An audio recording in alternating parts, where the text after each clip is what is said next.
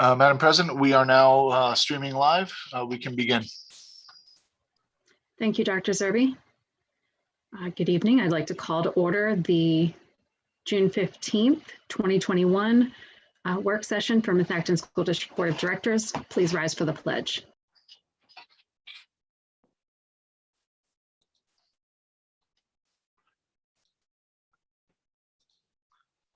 I pledge allegiance to the flag of the United States of America and to the republic for which it stands, one nation, under God, indivisible, with liberty and justice for all.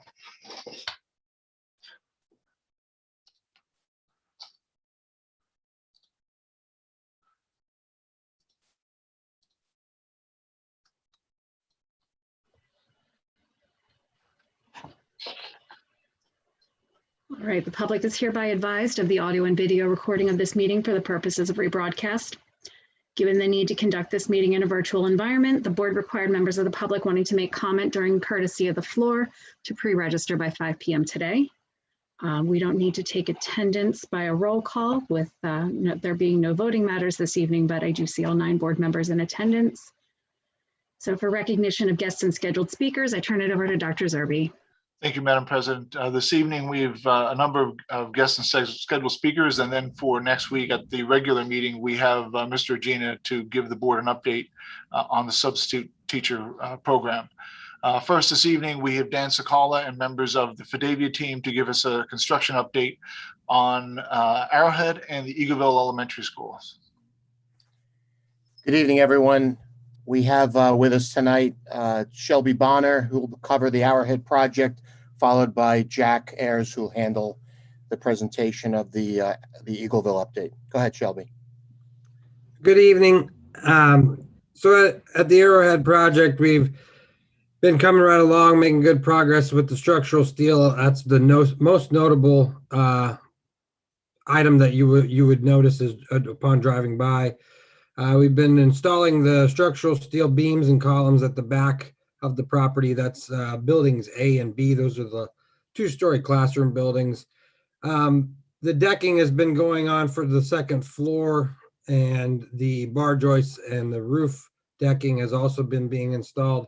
Today we got up to the there's a large clear story section of the building for where the library will be. We decked out that as well today, so we're making good progress and everything's coming along nicely. Scrolling down, we also have concrete block masonry going on. All of the foundation block has been placed, and as well as having all of the concrete foundations poured. So the entire building envelope for foundations is complete. This picture that we're looking at right here, this is a concrete masonry screen wall. So that's around the where the chiller will be located to hide that, conceal it, and dampen the noise from that. And also working on the block at the stair towers, and they'll just continue keeping busy as work opens up with the steel getting moved out of the way. We're working in utilities as well, mostly in the building now. We've kind of moved from outside to inside, getting most of the sanitary, sewer, and stormwater piping in building C. All of the building C is the cafeteria, kitchen, and gymnasium, as well as the main admin section of the building.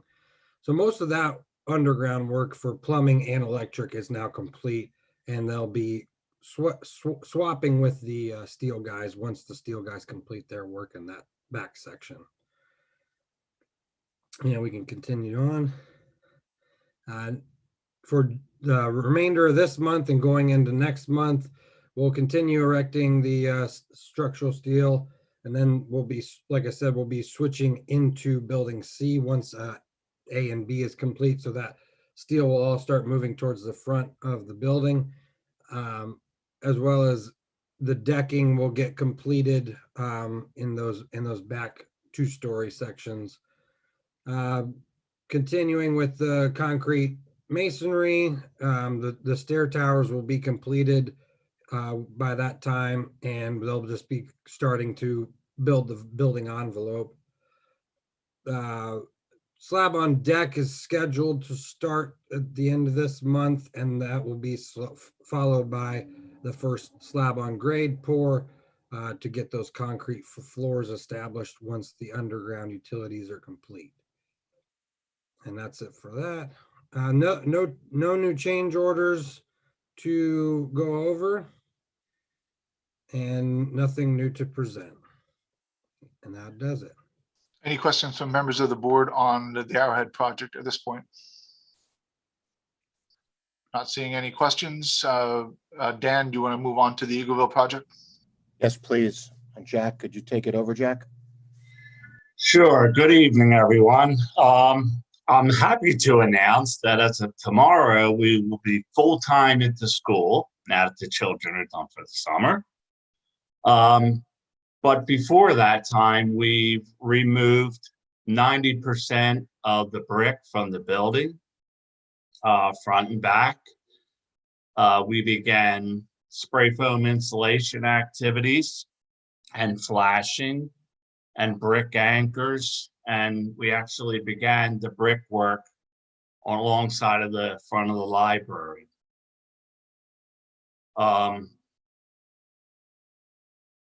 The remaining brick to be removed that we're talking about is the front entranceway. So we're going to be removing that now, putting up temporary enclosures, securing the place up, and tearing that last front portion off. All the flashing and termination bars, like I said, are all installed around the windows, and we're sealing all the windows up. We are going to start inside tomorrow by building the temporary offices for the principals and the faculty there. And we're going to begin with demolition of the interior classrooms starting tomorrow. Go ahead, Dan, you can pull down.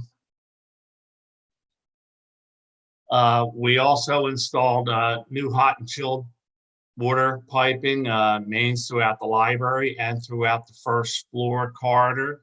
And we were doing that at night while the children were in school. So the contractors worked real well with us to get a lot of that work completed while they were in school still. Moving forward, we're going to be removing the old lights, the old ceilings, like I stated, the old air handling units, rooftop units, and condensing units we're going to get off the roof. We're going to, like I said, begin the select demo of the main entrance area and the office area and the classroom ceilings.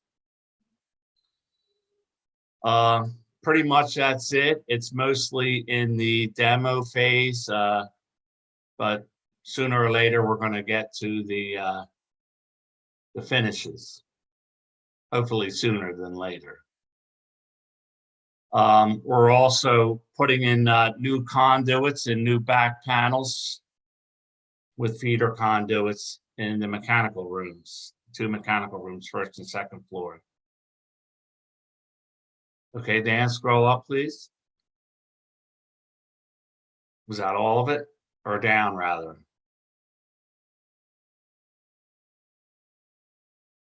That's it. No change orders, no change in anything? Yes, there was one change order. It was a credit change order to go to the gray brick in lieu of the metal panels. I think that is on the agenda for next week for the board to consider. I think it might be worthy, Jack, if you can just and maybe Mr. Jones, if you could just summarize the challenge that we're having that with the unit ventilators, so the full board is aware of what we discussed at the property committee meeting, if you wouldn't mind. And please make it brief, but and we certainly could take questions on it when people have questions. Okay, well, we had a problem with the manufacturing of the new units, the unit ventilators. And they're looking at giving us 5 to 8 by mid-August and the remaining of them by mid-October. So we have a little challenge in front of us. We're trying to work through it. I did receive some options today from the mechanical engineer in writing and the architect in writing. However, they didn't have any kind of cost associated with them, but they're options for the board to review and make a decision on ultimately. We have a few plans in place. I was even able to get the building inspector out there to tell him what we wanted to do in a temporary situation, and he was okay with it. So that's about as brief as I can get on that right now. Bob, I don't know if you want to fill in any. No, that sounds good. So we'll, as soon as we get some pricing, we'll bring it forward so that we can make a decision on this, or bring it to you to make a decision on this. Thank you, In essence, it's basically supply chain issues with the new mechanical units, and we just need to find a solution that'll work with the rest of the project schedule and get us heating when we need it. So when we have it, we'll be before you to present it. Thank you, Jack. Thank you, Dan, and thank you, Bob. Any questions on the Eagleville project from members of the board? Mr. Navarrete? Yeah, just so from a timeline perspective and what our role is going to be as a board, certainly I assume you're going to have an answer for us before we get to the property committee meeting in July, right? Because we're going to have to make some moves ahead of then. Are we going to have something next week that's going to come in front of us? Are we going to need to vote on it? Because I assume there's going to be some expense associated with whatever temporary HVAC setups we have to have. Yes, sir. So, Mr. Navarrete, to be more precise, I have not seen the options for which Mr. Ayers is referring. Once we have them in front of us, Mr. Bricker, Mr. Jones, and I confer that there are options to move forward. We'll certainly, make them have that as expedient as possible, so that we get out in front of this as early as possible, but also considering that meeting schedules will be challenging to bring the full board together in the summer to, do special meetings of the like to get these emergency things done. So we'll keep all that in consideration, and certainly, like Jack had mentioned, until we have a solution, we can't make a recommendation. And we need all the information, as you might imagine. Pricing is a pretty important component of all this. Yeah, sure. I understand. Okay. I'll look forward to more information on that then. Thanks. Any other questions on Eagleville or anything else on Arrowhead?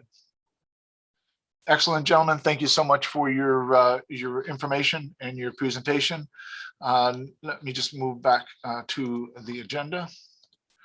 On the agenda, we have the MESPA mediators proposal of Mr. Regina and Mr. Bricker.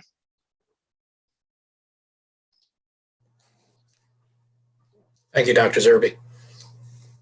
For you this evening, we do have a mediator's proposal summary to share with the board, similar to that of a fact finder's proposal, except we're able to utilize the mediator in this case. The proposal itself will be, as Dr. Zerbe will discuss, will be in front of you and then be able to vote if the board would like to do so at the next board meeting next week. For the term of the contract, we're looking at a 4-year agreement to start at July 1st, 2021 to June 30th, 2025. Mr. Bricker will be reviewing the financial impact of the mediator's proposal. It'll have some discussion based on the overall net averages at 3.29%. He'll also be talking about the salary changes and benefit changes that will be in this agreement. Thirdly, we will be discussing the language changes that were addressed, some minor changes that we'll review with the board, and we can discuss those certainly at the end of the presentation. So without further ado, I'll turn it over to Mr. Bricker. Well, we're moving to Mr. Bricker. Mr. Regina, could you just explain, not so much for the board, but for any members of the public that may be listening, about what this actually is? Because it's not an agreement as per se where there's an agreement between the board and the labor organization for a final contract. This is a result of a third party making a recommendation. And then, yeah. Yep, no, that was well said. He actually, for each of our meetings, we are typically met with a mediator that's appointed to us by the state. The mediator acts as just that mediation during the labor negotiations process. The mediator helps to resolve a contract. As you know, we have had to utilize mediators and even fact finders, certainly in the past. Fact finders is an additional process in which both the district and the association prepares findings for the fact finder to make a report. We were not going that route in this case. The mediator that's been with us throughout the entire process has heard from both parties, has been able to share his proposal with the group. And this proposal was actually already voted on by MESPA and approved beforehand. So it is now in front of the board. Upon any green vote by the board next week, it would essentially ratify the contract. We would be editing the final document with MESPA and then completing the agreement before June 30th, 2021. Thank you, Mr. Regina. Mr. Bricker? You're muted, Mr. Bricker. Sorry about that. I pushed a button, but it didn't take it. Thank you, Dr. Zerbe and Che. For the salary increases, they're 2.5% each year. Salary, including PESers and Social Security, will increase slightly as PESers will go up each of those years. For next year, we're looking at a 2.68%, 2.79% the following year, followed by 2.71% and 2.70%. One of the new things that was phased in is a phased-in approach for new hires. New hires will be receiving 85% of the associated rate for their role in year one, which will increase to 90% year two, 95% in year three, and 100% of the actual rate come year four. Next slide. Some of the other things that happened is there were some plan changes with regards to healthcare. Medical, all new hires will be going on open choice 3 starting July 1st, 2021. Prescriptions starting July 1st, 2021, and that's when the open enrollment will start effective as of.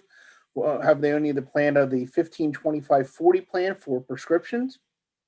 Contribution rates are the same in year one for open choice 1 and then increase 1% each year. Open choice 2 increases 2% in year one and then 1% each year. The POS increases 1% in year one and then 1% each year. Open choice 3 goes down 0.5% in year one, back to where it is currently in year 2, increases by 0.5% in year 3, and increases by 1.5% in year 4. The prescription, dental, and vision will each increase 1% each year, starting with next year. I'm sorry, and then 0.5% in year 3 and a full % in year 4. Next slide. I'll turn this back over to Che. Thank you, Tim. So as we stated before, it is a 4-year agreement. This will put the MESPA rotation on the same cycle as Teamsters and also of our Act 93 and confidential and exempt groups. They will all be concluding within that period. Excuse me. They'll be concluding within that period of time. And I apologize. The Act 93 and the confidential group, we on a 3-year agreement. The Teamsters and MESPA on a 4. The teachers will also be concluding a year before this agreement as well, which keeps the staggered rotation of the contract negotiation process for us. So we don't have all of them going on at the exact same time. The probationary period as a language item, we did extend that to 60 working days. This was 30 working days prior. We have increased this to 60. You'll also recognize we did a similar thing, a little different, but similar movement in the Teamster negotiation process. We've added 2 holidays, both Memorial Day and Labor Day, to our part-time employees. They previously did not have those days. Years ago, we were starting after Labor Day, so this wasn't as big of an issue. Now that we start before Labor Day, it's something that just hasn't been discussed in the contract that we're able to make whole in this one. And then ultimately, personal leave, we were allowing the rollover of 2 personal days into the next school year as an additional benefit. For anything additional in this contract, we did remove fair share language as it is suggested by school code at this point due to the changes with regards to the Janus decision. And we also have adjusted pronouns in this similar to that of the MEA contract. And that's all that I have. Thank you, Dr. Zerbe. Mr. Regina, could you just explain the process for the board then, assuming what you shared is that the association has ratified the mediator's recommendations, and the board has an option to ratify this next week or not to. If they choose not to, what happens? At that point, we would go back, we would be denying the mediator's proposal and be going back into the negotiation process with MESPA as the denied mediator's proposal. At that point, we would have to decide whether or not we felt that we could continue with the negotiation process, or would we have to turn that over to fact finding at that point. Thank you. And Mr. Bricker, do the financial matters outlined in the mediator's proposal fit within the budget that we are additionally going to be sharing this evening? Yes, I do, Dr. Zerbe. Okay. Questions from members of the board? Mr. Winters? Yeah, the one question I have is around the phased-in approach of the new employees. Can somebody compare and contrast that from previous contract? So previously, if someone was a new hire, they would start at the same rate as someone that's been there for many prior years. Really, it's just a rate associated with the position. By doing it phased in, as someone comes in new and they're learning the prospective job, they'll be paid at 85%, 50% less than someone that's been there for more years and working their way up to making the same pay.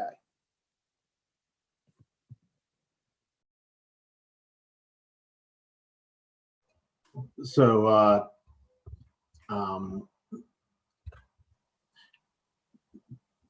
Che,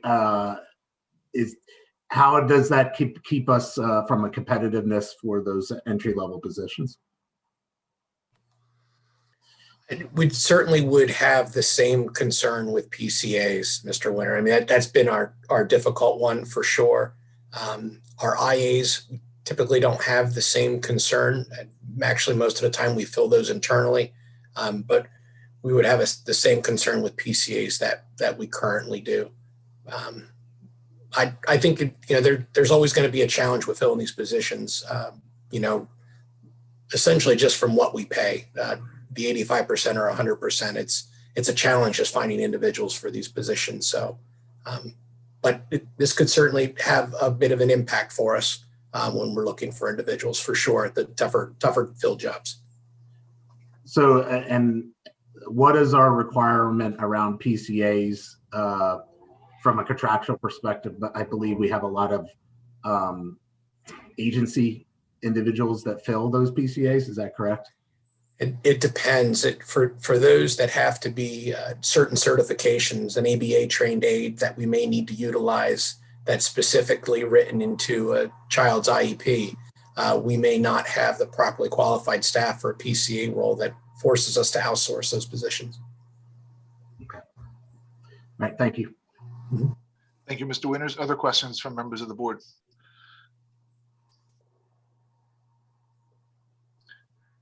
The entire mediator's proposal will be, I believe that will be posted coming Friday or Saturday when at 7 o'clock. We certainly make sure that we get the full mediator's proposal in front of all the members of the board. The negotiating team, Mr. Regina, who's on that team besides yourself and Mr. Bricker, the members of the board? Yeah, no, thank you, Dr. Zerbe. We've had the pleasure of working again with Ms. Cancro, who's been a part of each of our negotiating teams. Ms. Reese had joined this team as well as Ms. Purdue. Did an exceptional job. And to be quite honest, MESPA was a wonderful group to work with. The process in and of itself, there were actually, even though it looks fairly small from a negotiated standpoint, there were a lot of items on the table that the team discussed, and we worked through them rather well in what would probably be one of the more challenging environments since all of them were done via Zoom and online. It's a little bit different than what the groups are used to. So overall, the team did a great job. Thank you. Are there any comments from anyone from the negotiating team? No, I think everything went really well overall with all the groups. And, I appreciate all the work the administration did and, but I think we're all satisfied with the outcome. So thank you. Thank you very much, Ms. Cancro. Any of the final comments on the presentation that's before you? Again, it will be the recommendation of the administration then to place this approval of the mediator's proposal on the agenda for your consideration and approval next week. And then, as Mr. Regina outlined, that approval will then perpetuate the drafting of the contract that reflects the mediator's proposal, and then that will end the negotiating process between the MESPA, which is Methacton Educational Support Professional Group here in the association within Methacton for the next 4 years. Seeing no other questions, we'll move on to the next item on the agenda, which is the 2021-22 Virtual Instructional Plan Update. So I will do that one.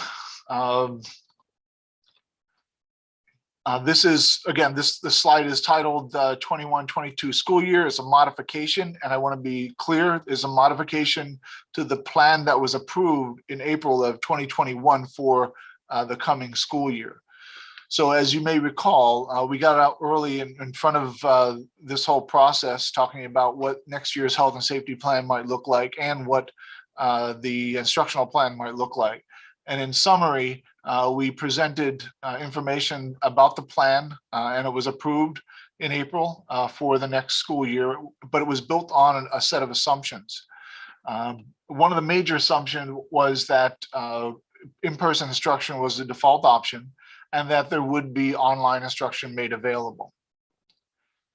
Basically, in April, the April plan summarized in this way, that the instruction for in-person K-12 was the default mode, online available.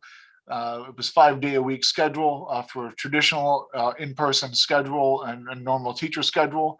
And in bold, you see there that there was no such thing as dual mode instruction.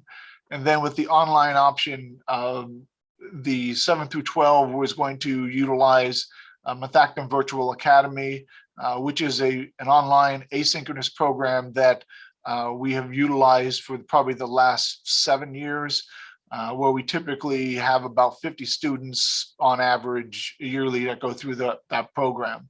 It's been very successful. I explained to you that many school districts across the area, including Montgomery, Chester, and Delaware counties, use the Methacton, well, not Methacton, they use a program that's run out of the Chester County IU, and then we rebrand that program. It is an online program run by certified, Pennsylvania certified teachers that are hired to the Chester County Intermediate Unit.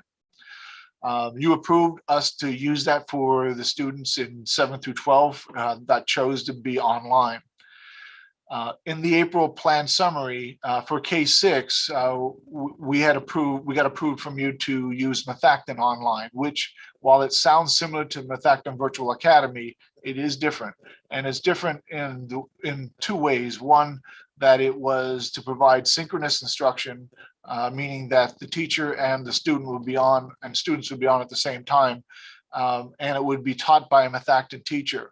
Whereas the Methacton Virtual Academy would be taught by a Pennsylvania certified teacher hired by the Chester County Intermediate Unit, and whereas K-6 was going to have access to online option through the Methacton online program. And then we also provided a summary of the costs associated with Methacton Virtual Academy of about $2,000 per student per semester, or what we projected in terms of numbers of students based on the feedback that we had and the information that we had at the time. We thought we might spend by per semester about $480,000 based on those assumptions, and we were planning to use the SS3 funding to cover those costs.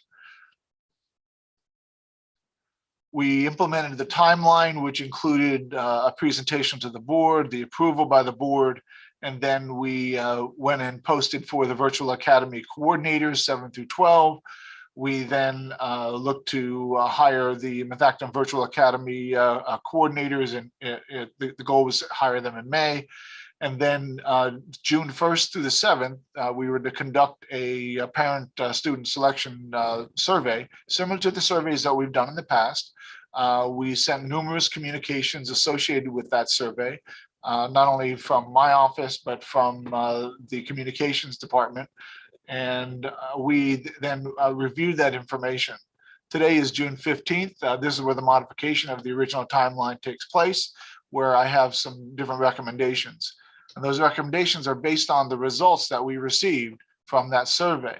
And just to explain this in short, you can see that the number of students that have selected to go online in grades 1 through 6 are listed on the left-hand column.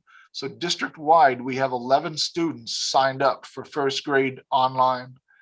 As example, we have 1 student for 3rd grade online and 6 for 6th grade online, for a total of 27 that originally signed up. Again, the same is true for this other column. For 7th grade through 12th grade, you can see the numbers of students that have signed up.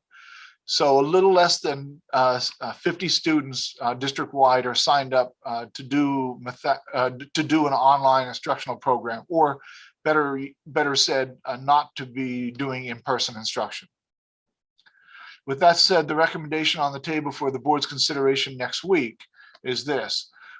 I've asked the principals to contact all the families that have signed up for virtual instruction, to confirm with the families that A, they did select what they wanted to select, and to gather additional information where appropriate about why they made those selections, so that we could I could come back to the board and better inform you, why we have this number of students and not 200 and some that we had potentially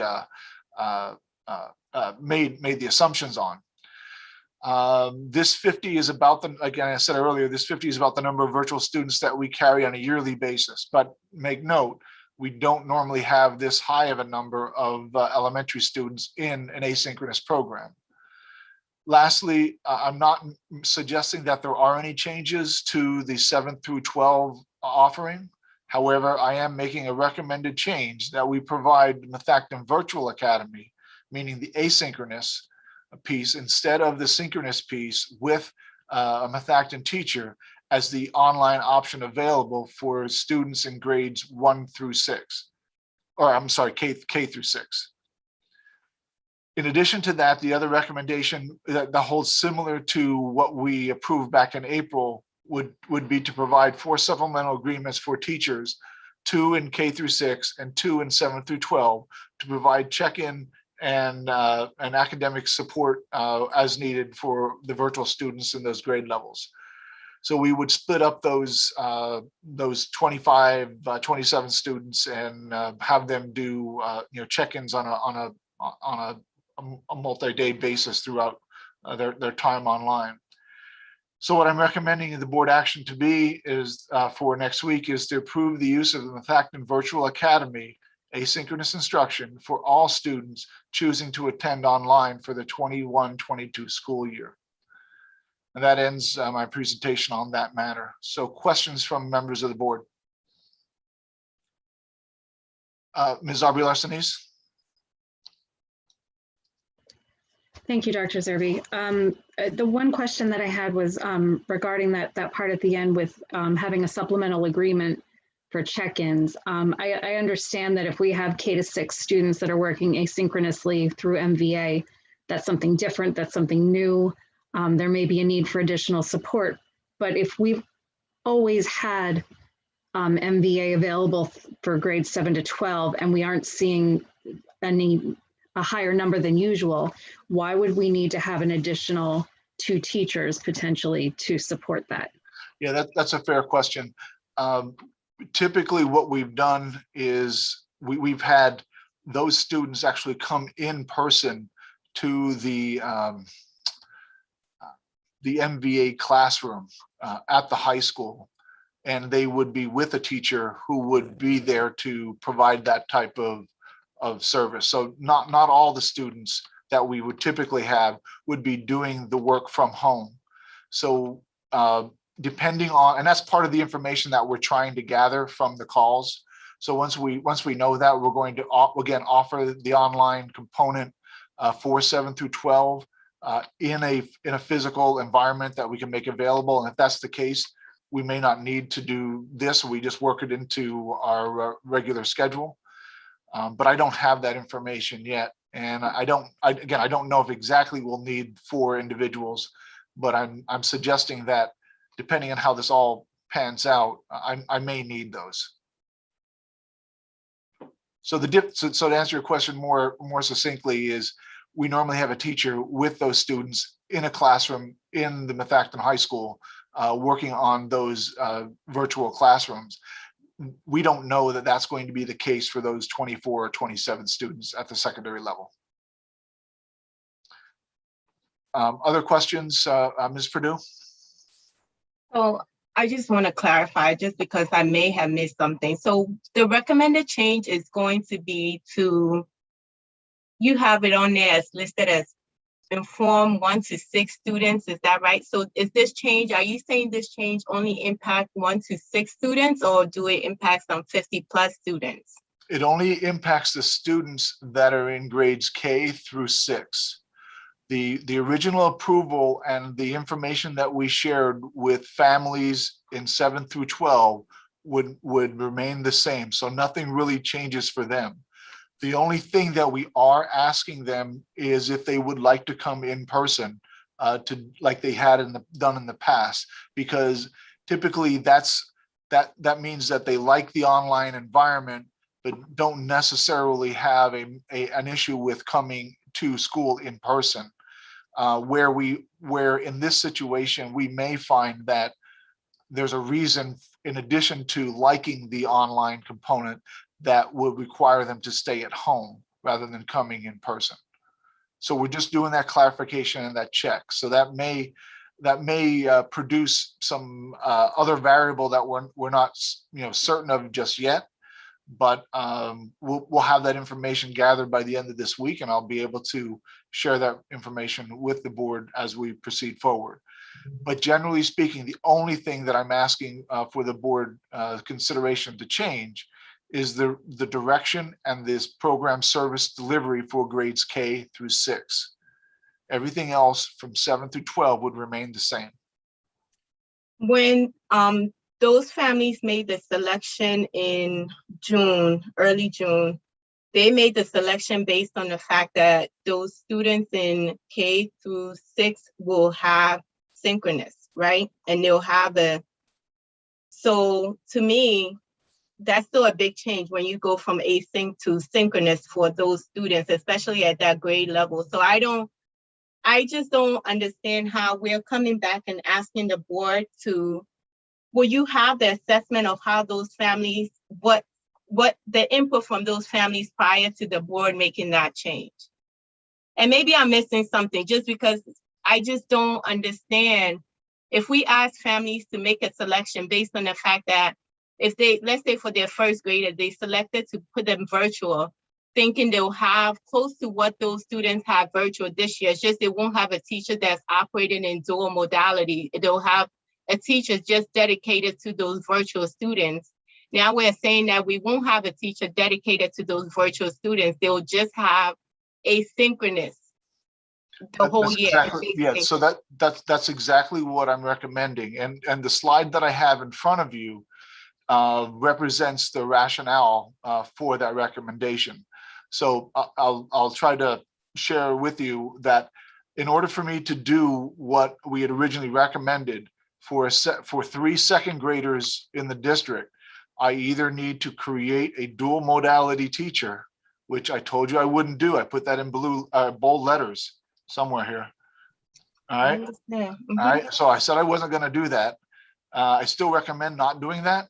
But what I find it hard for me to tell you that we need to hire 1, 2, 3, 4, 5, 6 more teachers or long-term sub teachers to handle this number, to handle 27 students.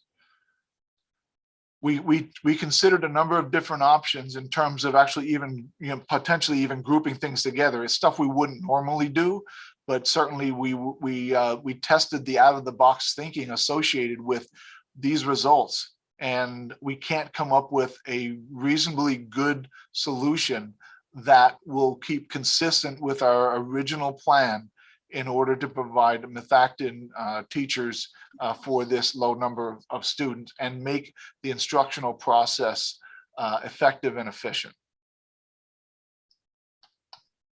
I just think this is not what I mean. Maybe there's some families that sign up for this virtual option that are okay with their children being asynchronous.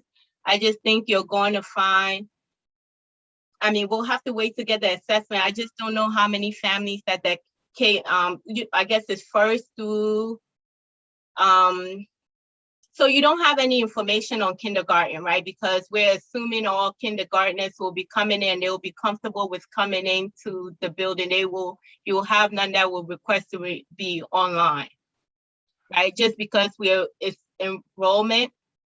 Well, we're not making assumptions on that. We are checking on the new enrollments with that as well. So we don't have those parents weren't necessarily in our system to provide the survey to them at the time of this survey. But as you can see, there are certainly not a reasonable enough number of students in any of the grades, K through 12, or I'm sorry, 1 through 12, that would substantiate us moving a teacher out of our brick and mortar in-person situation to cover an online class. So my recommendation is similar to that of what other districts are faced with. So methactin's not seeing these results being much different than what North Penn and some of our other districts have seen that have put out their offerings and their surveys. They were getting very little, low numbers, between 0.5% to 2% on average of responses. And this is certainly, it wasn't something we anticipated, but remember, we were making these decisions in April to get ahead of things. And the fact that the vaccination process kind of ramped up in May, and certainly, all the different orders from the governor's orders to other different mitigation matters being lifted, likely had an impact on the favorability of families to have their children to return in person. So our estimate of having 200 plus students across the district at the time we made that estimate, and the feedback that we got in from those surveys was reasonable, because we didn't expect to have the vaccine. We didn't expect to have the lifting of the mitigation matters. Again, I'm only making assumptions. I'm not saying that's the exact reason why, but it seems reasonable to me. And so our proposal, why it may not necessarily be best in terms of what we had originally proposed, my recommendation is, if approved, we would then do personal calls to all these families to make sure that we can make the best accommodations and inform them to the best that we can for this offering, this modification of the offering. And what if we have families that asynchronous, will not work for them? What option do we have for them at that point? And that don't need to be answered here. I just think that I don't have another answer. We in some districts are actually not even having the online option available. I think we've taken an extra step as a school district to provide this as an alternative. But not all districts are doing that. And you may, and that is another option. You may want to decide that it's not even, if you think about what I'm proposing, if everybody stays in the MBA program, we're talking about $209,000 expense, which I would still recommend we cover under the ESSER3 grant. It wouldn't be money coming out of the district, but I can tell you that about $100,000 of that $1,000 could be used for something else within the district and programming if we wanted to do that. So that is something that you may want to consider as part of this decision-making process. The flip side of this, and Ms. Cancri, I'll get you your next, what the other thing you need to consider of this is if we don't make an option available for children, it's possible that they would seek an online alternative elsewhere, which the unintended consequence of that is that if it's a cyber charter school, as an example, it'll cost us 4 times as much as the expense to run the MVA program. So we're talking about $22,000 versus $5,000 about per student. So my recommendation is, if this were to be approved as a suitable and acceptable delivery mechanism, that we would make the calls necessary to all these families in 1 through 6, make whatever arrangements we can with them, and then see where the dust settles. We may find that people want to come back in person.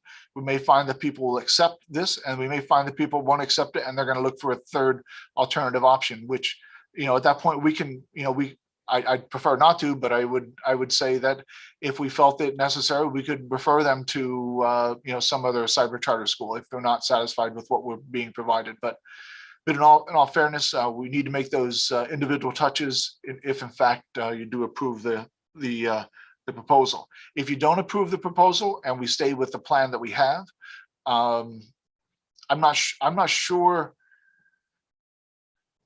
Hold on. 1, 2, 3, 4, 5, 6. So if I hire long-term substitutes to do these, it's going to be in the neighborhood of about $350,000, which I can also use. I believe I might be able to use ESSER's funds for that. I can't guarantee that at this moment in time, but that is what it'll likely be.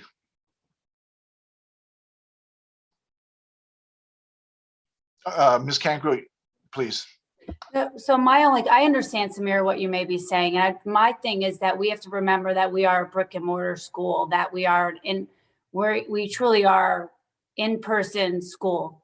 And now that we have accurate numbers, I'm okay with this plan because we can't accommodate. We are not a private school type of venue where we're able to do that. Our numbers are too low where we can't provide a live stream option, nor do we want to do a virtual Zoom option. But letting the parents to make that informed decision now at this point is just the key, because there's only one student in 3rd grade. That's called tutoring, you know what I mean? So we can't really provide individualized instruction, in my opinion, when these numbers are this low.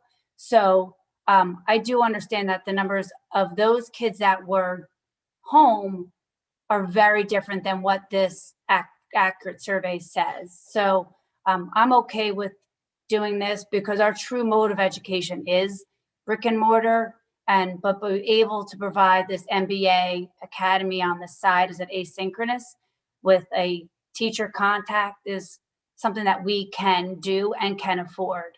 But so that's the only thing that I have to say. I understand that maybe the parents are thinking they're having a different option, but now this is the point where we go in and we have to educate the parents to know this is what our next steps are going to be. Thank you, Ms. Cancun. Any other questions, concerns, comments? And I just want to say, Jen, I appreciate the feedback, and I realize we are a brick and mortar school, but and I'm happy to see the numbers come back and they're this low with many students wanting to return back. I just really struggle when we put out a survey and parents make a selection based on what we're offering them, and then we come back and we change it, right? And I mean, we'll go back and we may find out that there's no issues. Maybe parents are saying, okay, if it was just going to be my daughter in the 3rd grade, and and they'll go, I'll put them back inside the school. But I'm also worried about, and I think we should try to think about what other options are there. That's just my concern. I completely support. We are a brick and mortar school, and we've made it work over the last year, more than a year in the pandemic. But it's just to have this survey completed by parents under one assumption, or making a selection for their children, and then coming back and then saying, now we're offering them, just because I know many parents were not happy with asynchronous. And I don't know if they will be, but I'm speaking out of turns without those parents providing their input. I just wanted to put that out there. I just struggle when we come back and we change what people made a decision on. Ms. Perdue, you're absolutely right. I couldn't agree with you more. But the challenge here is, these are the results. If I could have predicted this, back in April, I wouldn't have made that recommendation. And so, that's why I think it's critical that, you consider all the options as a board, and then provide me the direction necessary. But no matter what we do, especially if we make a modification, we want to communicate on a one-by-one basis with each of those families to make sure that we can hold their hand through this process. Other questions, concerns related to the recommendation? Mr. Navarrete? Yeah, just real quick. I mean, it is unfortunate that we've got to change direction, but I certainly think if you were coming to us and saying, "Hey, I need one more teacher for third grade for one student," we'd all balk at it. I think people will understand, right? If we were looking at 11 or 12 kids across each grade, it'd be something that would be a little bit more tenable. Certainly, this is overall, it's a positive development, right? We've turned a corner here. Things are getting better. People are continuing to get vaccinated. People are comfortable coming back into the buildings. Kids coming back into the buildings. I mean, this is really, really positive on the whole. So, on one hand, I'm sorry to make this change, but I'm also really, really glad that we've got to make this change. The one question I would ask, just around the communication to parents, and kind of to Samir's point, are the principals going to actually tell the parents, "Hey, this is where we're headed with this," right? The board's going to vote next week to do this. The option ultimately will be either be in school or be in this asynchronous model? So I don't have the script in front of me, but I believe it says something to the effect that we're calling because you've selected to have your child come back to school online.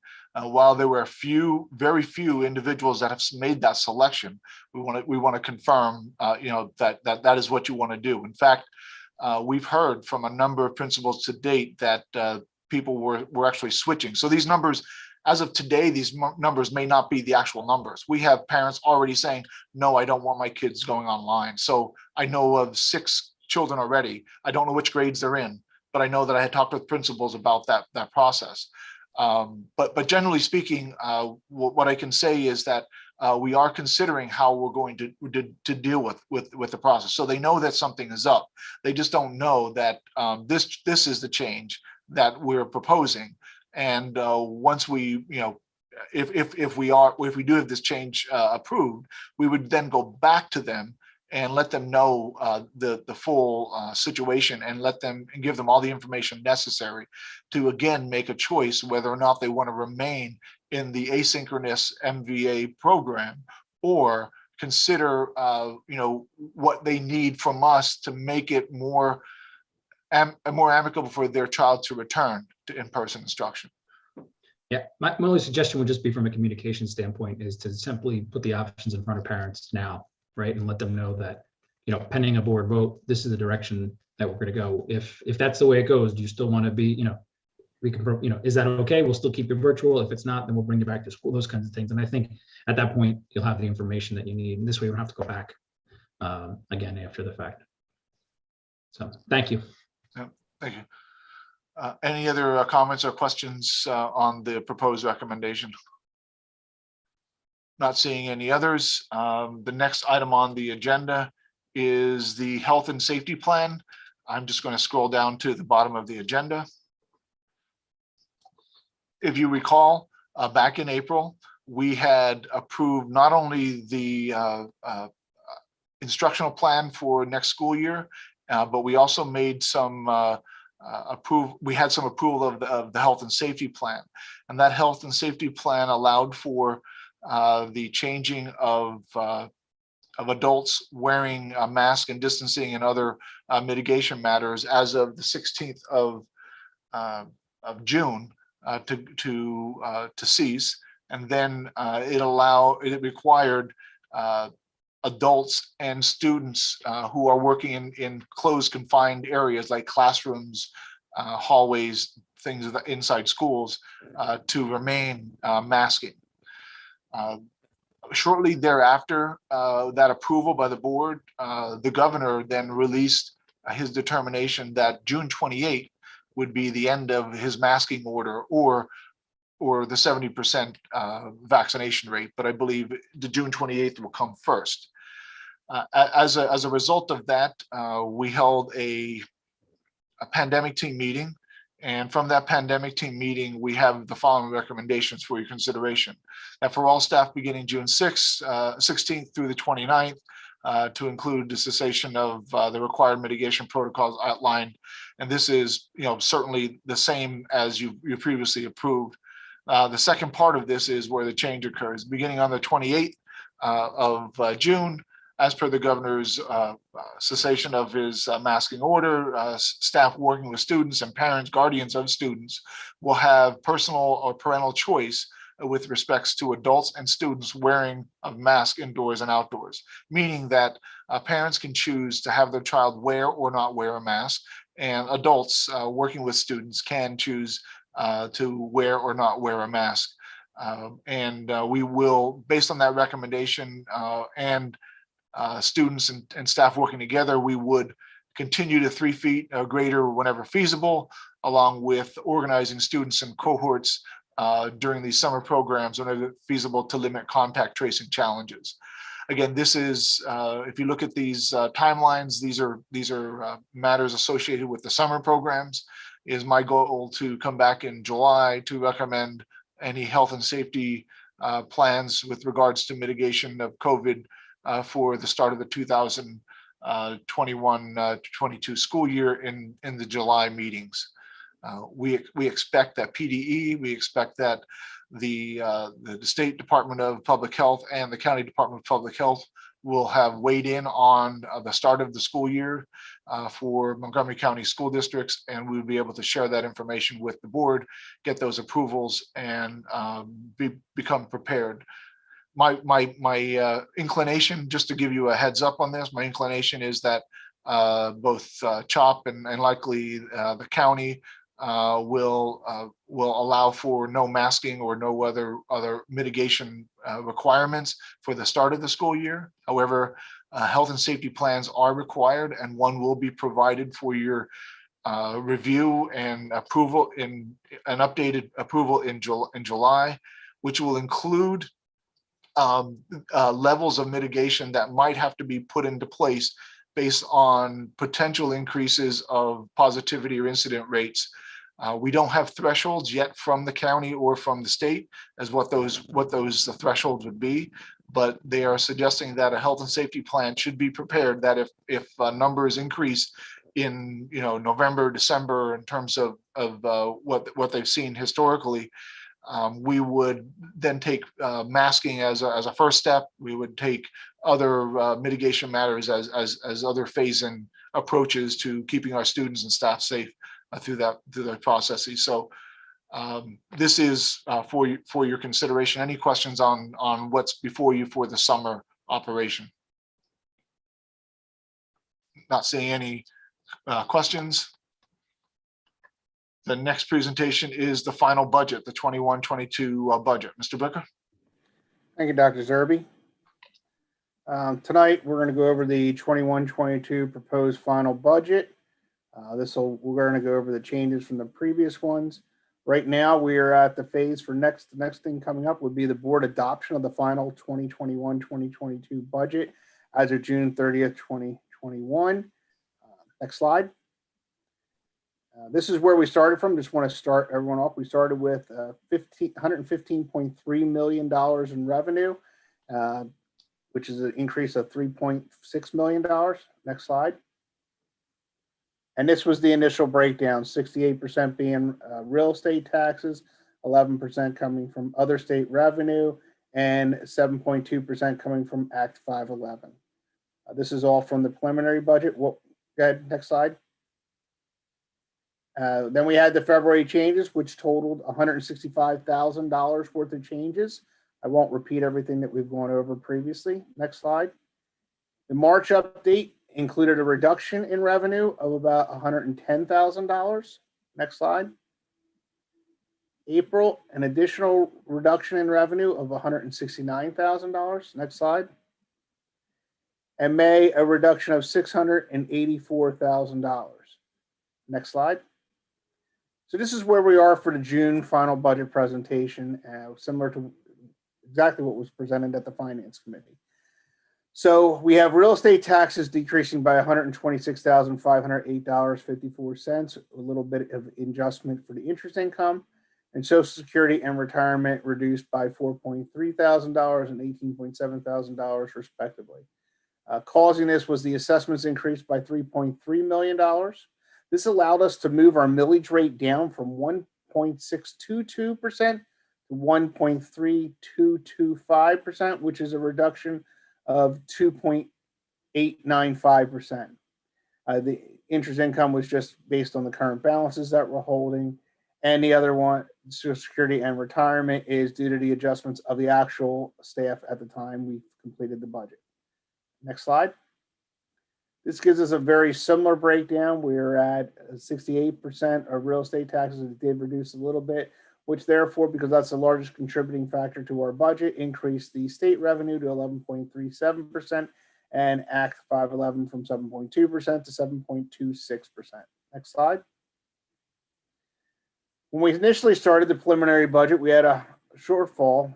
As you would remember, $115 million of revenue. We have $116.5 million of expenses on our initial preliminary budget. Next slide. 69.64% was due to salaries and benefits.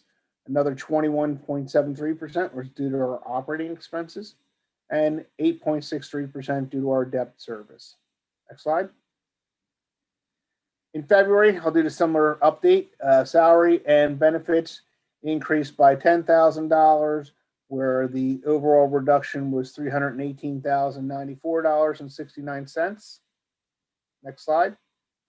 In the March update, salary and benefits changed by $20,000, and the overall changes were $784,218.32 reduction.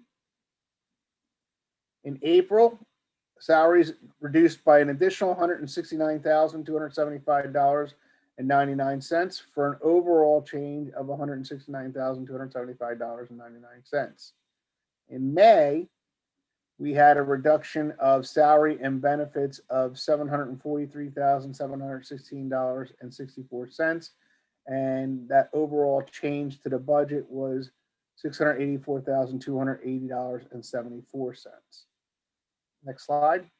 Okay, so now, what happened in June? This is the change from the last presentation provided to the board. Well, obviously, each month we do adjustments to staffing. So if someone retires, resigns, or someone's hired, we add that information that's readily available to us and use that in our assessment. So the salaries actually dropped by $107,047.40. That therefore affected our medical, insurance, prescription, eye care, dental, Social Security, and retirement. I will point out at the bottom of the screen, your third look, which was presented in May, is still what we're using for the increases. Salary and benefits, therefore, decreased by about $148,000.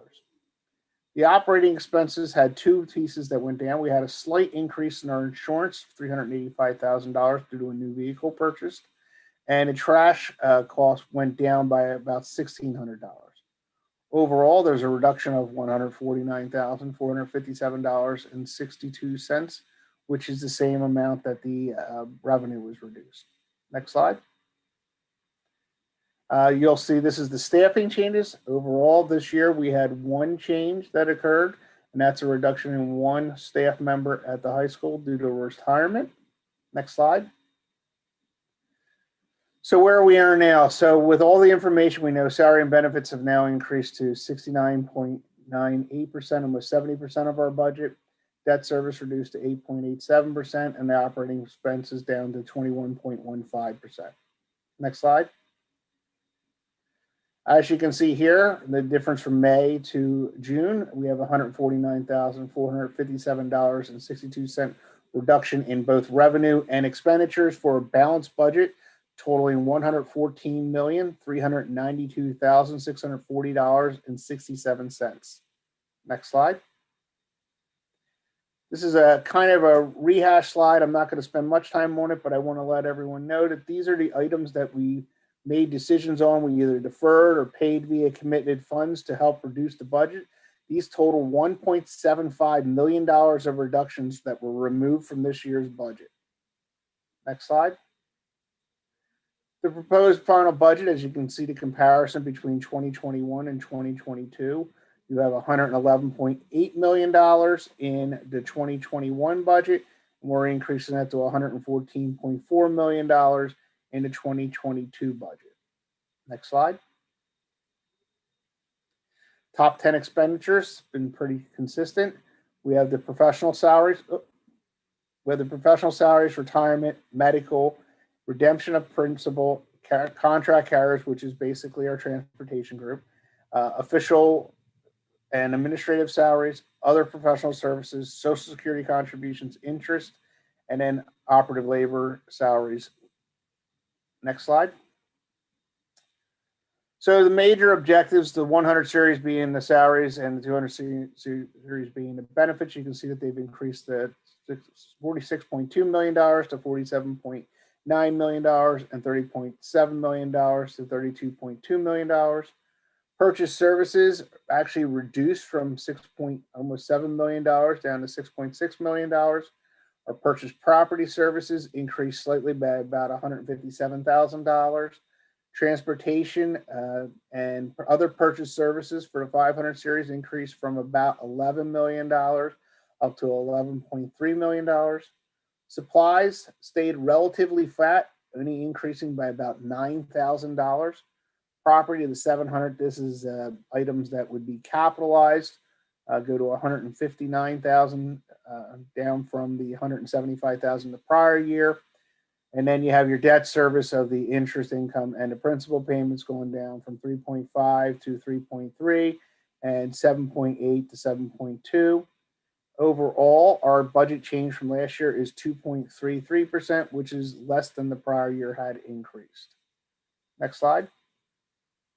So we do a 5-year projection. The assumptions that change on this projection would be that we use the assessed values as of 5/31/2021, and we use the MESPA salary costs based on the negotiated parameters. Next slide. So one of the 5-year projections that we do a 5-year projection showing no property tax increases for the 2023 to 2026 fiscal years. As you look at that, we'll have a loss of $2.6 million, $4.6 million, $6.7 million, and $8.8 million, which will drive our unassigned fund balance from a positive $7.8 million to a negative $14.9 million over that time period. Next slide. Using the same assumptions, however, doing a 2.3% tax increase for the 2023 to 2026 fiscal years, our losses are reduced to $733,000, $876,000, $1 million, and $1.1 million. And while our fund balance does reduce from the $7.8 million, it only reduces to a balance of $4.1 million. Next slide. You can see here the salary and benefits that are driving most of our costs. Based on the proposal, we have 68.7% in most of the salary and benefit category, and that will reach a 70.47 in the 2026 fiscal year. And just to be sure, we pointed out that the PSERS rate, we only pay for half of that. The other half is reimbursed by the state. Next slide. The 2028 will be attached to the presentation when it's uploaded onto the board. Next slide. Key timeline items, and this is important. So what we've gone through from April to June, we've gone through the different changes in assessments, the millage rates that change, staffing changes as they occur. In April, we had a key item of the North Monco Technical Career Center technology lease. Actual numbers came in, and we got the second look in RX. In May, we added in workman's comp. In the May, that's actually March, April, and May. I'll have to fix that.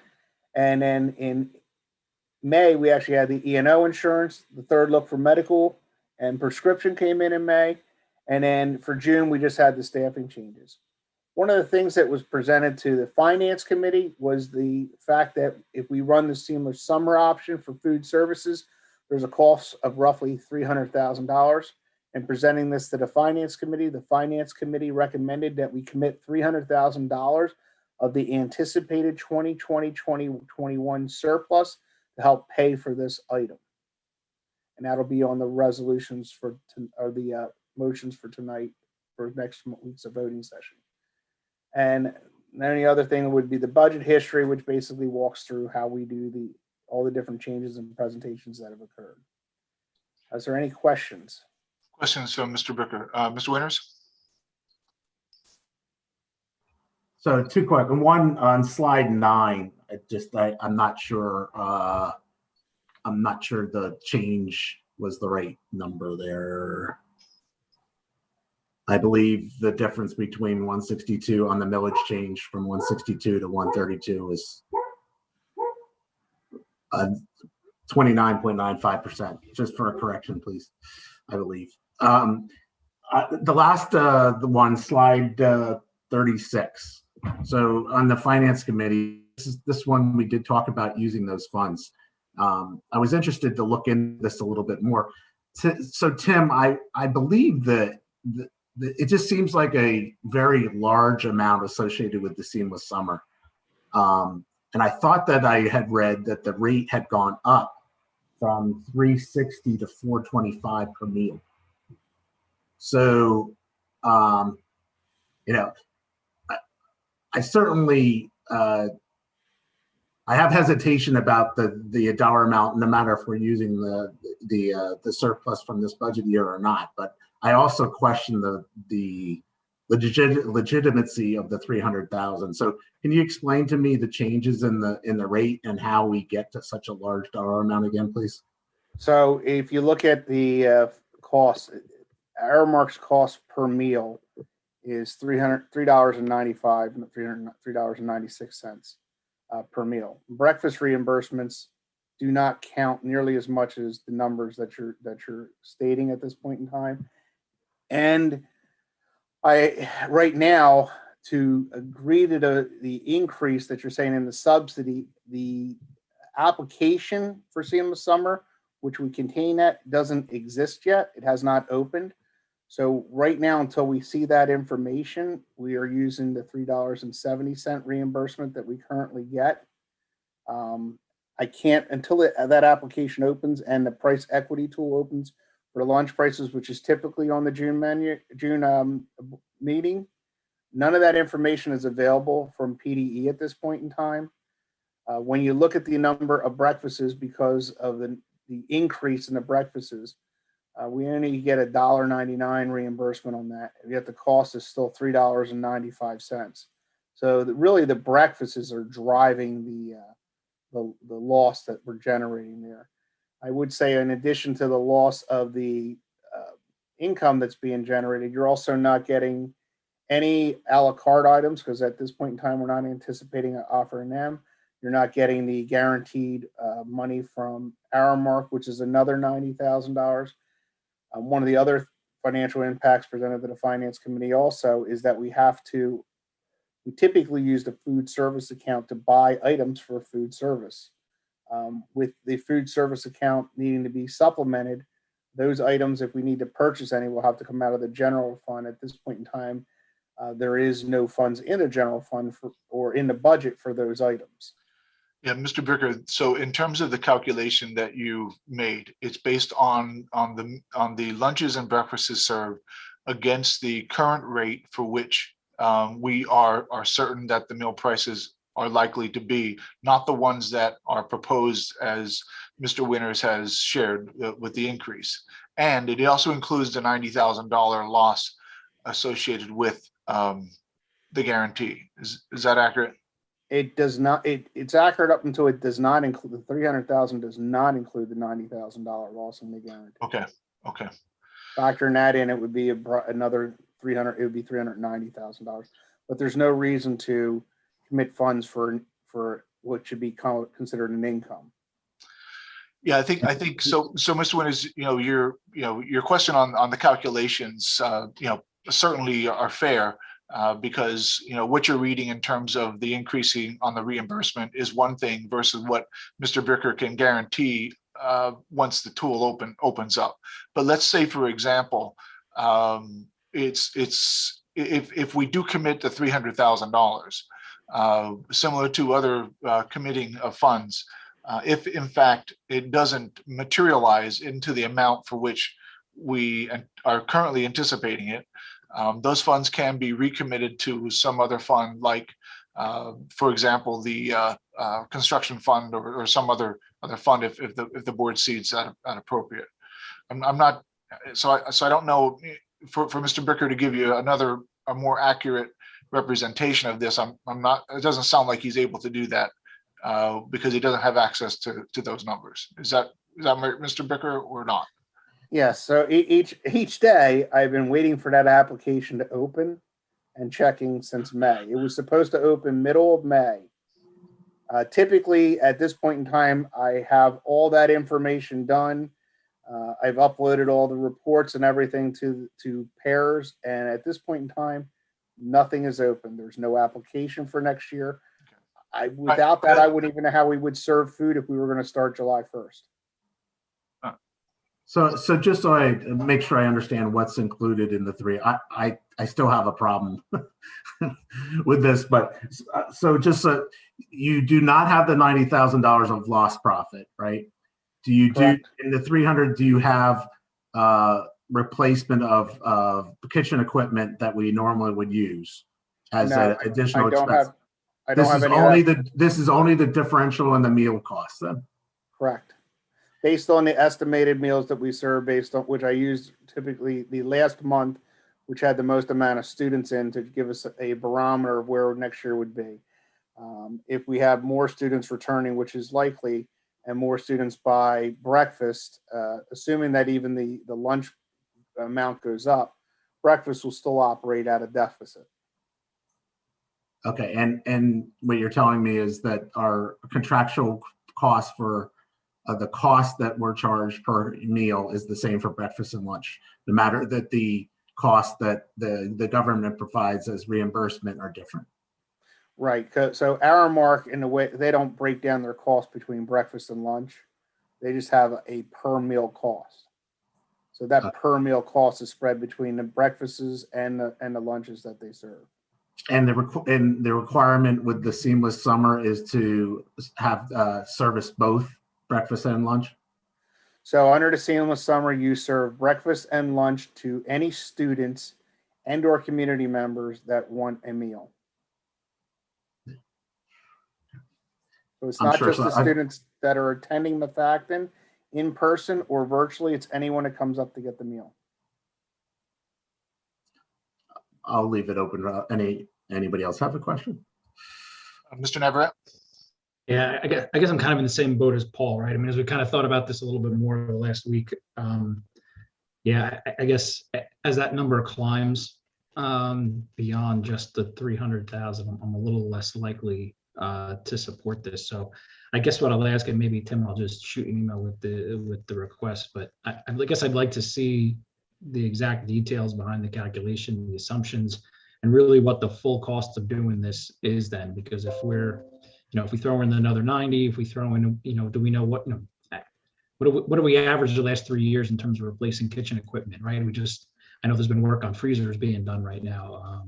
Does that come out of the food service budget too? Does that come out of capital fund? So there's a couple more questions that I have around that from this, which is a shame, because I think the program is phenomenal and I'd like to be able to continue to do it. I think I was pretty clear about that in finance. But if as the cost amount here, I don't know that it makes a lot of sense.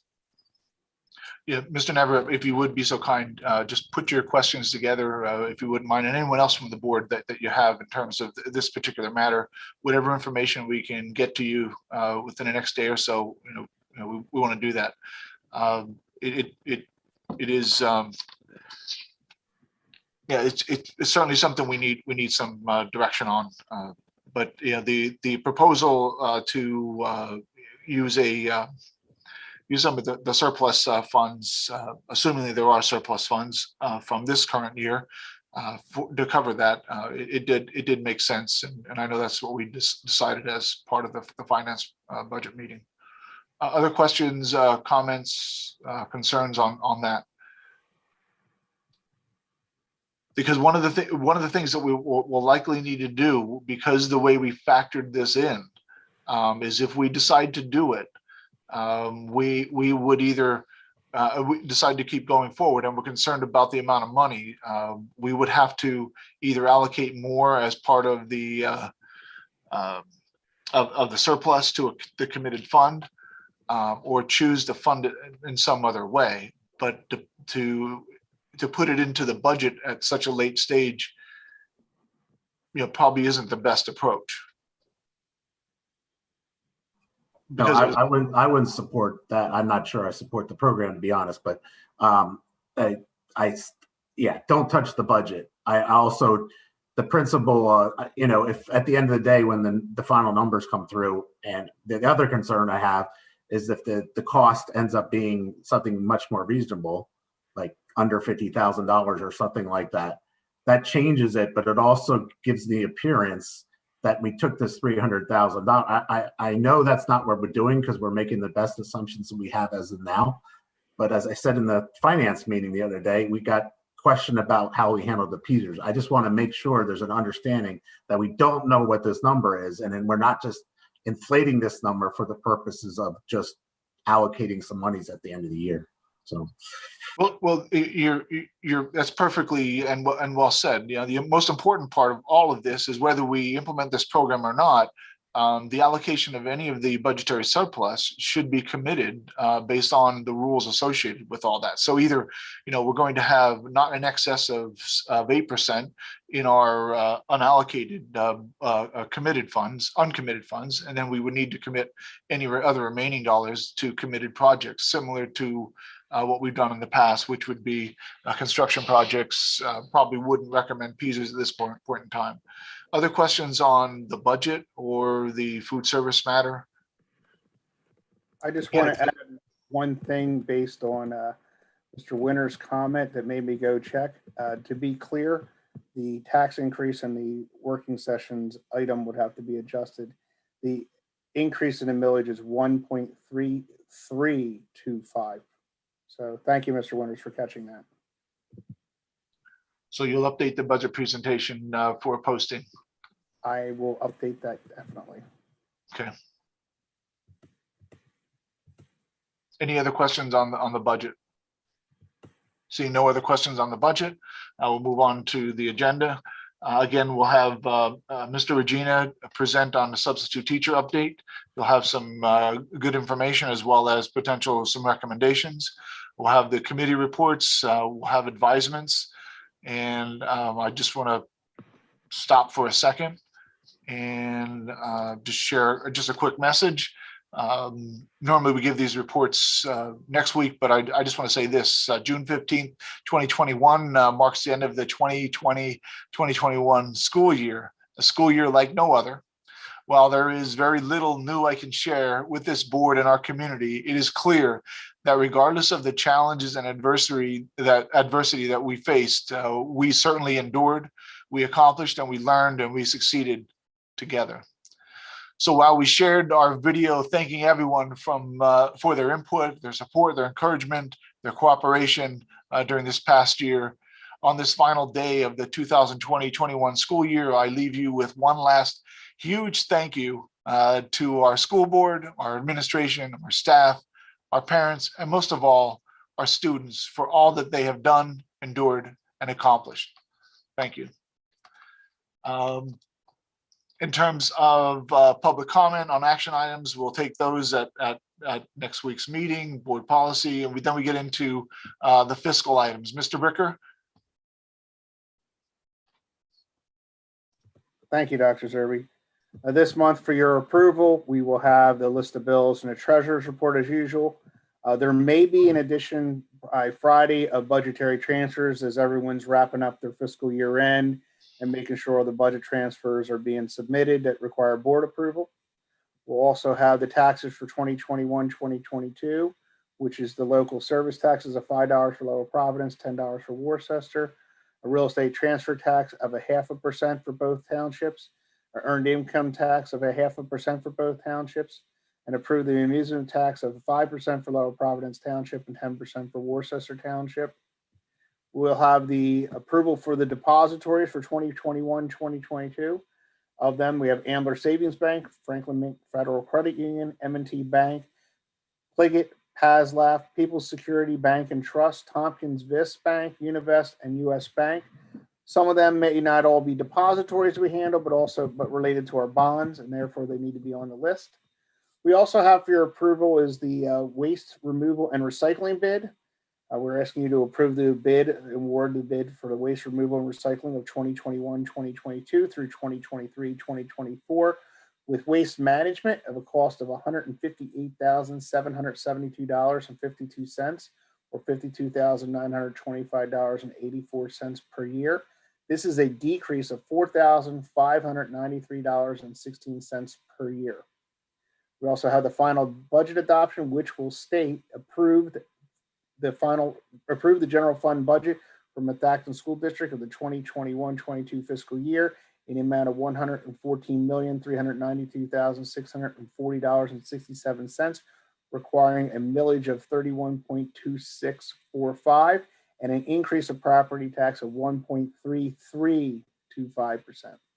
We also have the farm and homestead and farmstead exclusion resolution 21-3. We have the recommendation for the unallocated fund balance based on tonight that this may be adjusted, but approve the unallocated fund balance for July 30th, 2021 in excess of 7% as follows. Committed funds of $300,000 for the food service plan and the balance to the master plan projects. We also have for your approval the master plan projects for Eagleville. We have to approve Hill Carnes Engineers Associates of Media PA in a total bid of $9,538 to provide construction materials, testing, and inspection services. Approve a change order from Hollenbach, change order number 1, which is a credit of $28,774.20.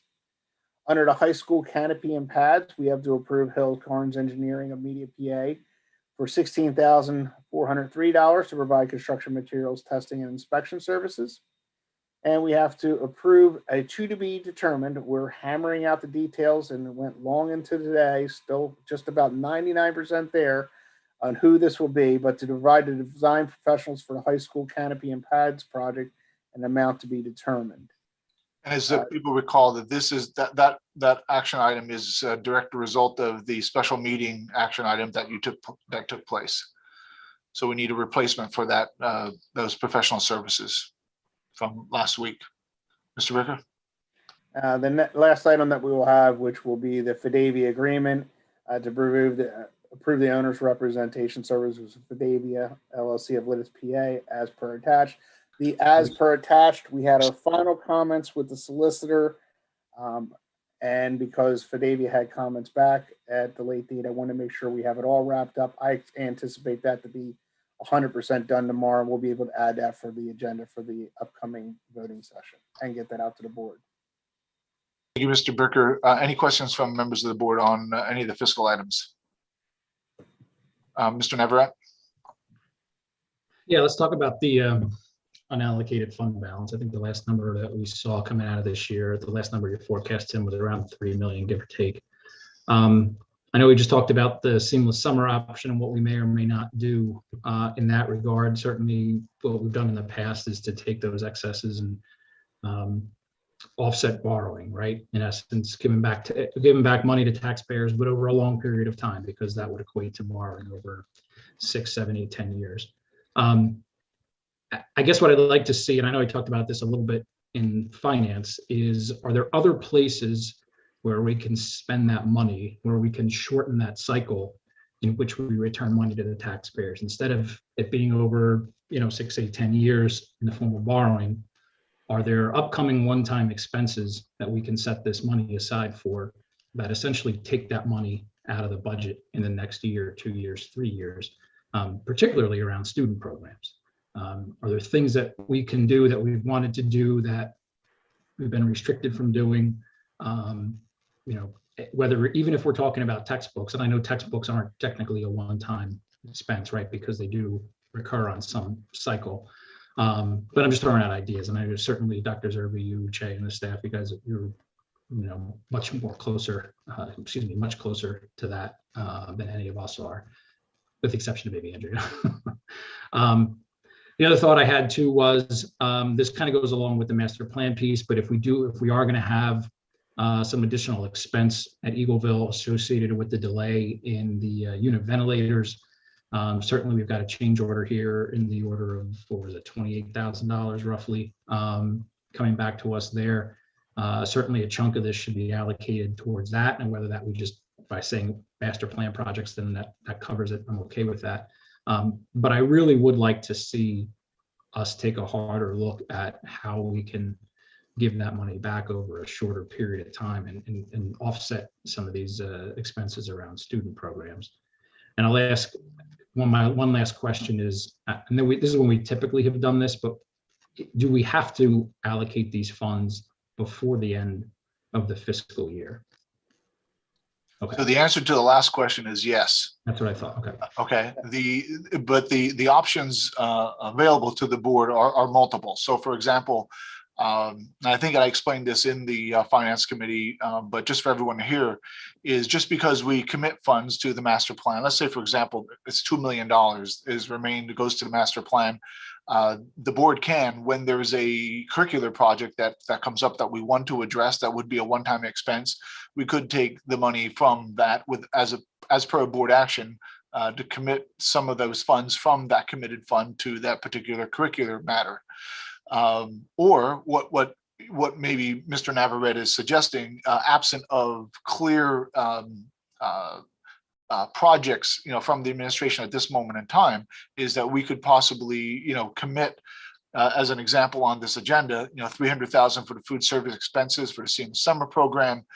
You could put $1 million in for curricular programs, and then the remaining that for, master plan projects. So, there's certainly certain things you can do, but without having more concrete information and being able to get that in advance of next Tuesday to you, and to thoroughly consider it and give you the time to consider it as well, I think we'll probably be challenged with doing that. So, in all fairness, I think what maybe Mr. and I'm not speaking for Mr. Navarrete, but is I'm assuming that in order to best approach what he's suggesting is knowing that we can take it upon ourselves in the administration to come back to the board at a later date and suggest that, we can get these one-time programs squared away. Maybe there's something in the REACH program or the SOAR program or something to that effect that, we can potentially take off the books for a longer period of time that would make sense and provide some taxing relief for taxpayers in doing that. And if that's the approach you would like us to take, I can't get that done purposefully and properly by next week, but I certainly can ask my administrative team to work with me on providing you a recommendation for that, maybe by August, if that makes sense. Yeah, I mean, I'm one, so I'm curious to hear what everybody else has to say on that front. But what I don't want to do is I don't want to put. We have defined master plan work, right? We're working through our revised plan for the next 5 years. We kind of know where that money is going to be spent, and I think we're comfortable committing it to there when we've got a plan. What I don't want to do is to put money into just a fund that's says curricular programs, because one, I don't think it's appropriate, right? Unless we are going to have, like you said, a very defined timeline as to when we're going to come back and see what that amount is and say, hey, look, it's 300,000 or it's 500,000 reasonably, or $1 million that we can expect. And we expect that the follow-up to that, will occur in the next 1, 2, 3 years. That I could work with. I think extending it beyond, into the fourth quarter, October, I think wouldn't be appropriate. But I'm curious to hear what everybody else has to say on that front. Any other comments or on the unallocated fund balance? Not seeing any others. Any other questions for Mr. Bricker in terms of the fiscal items?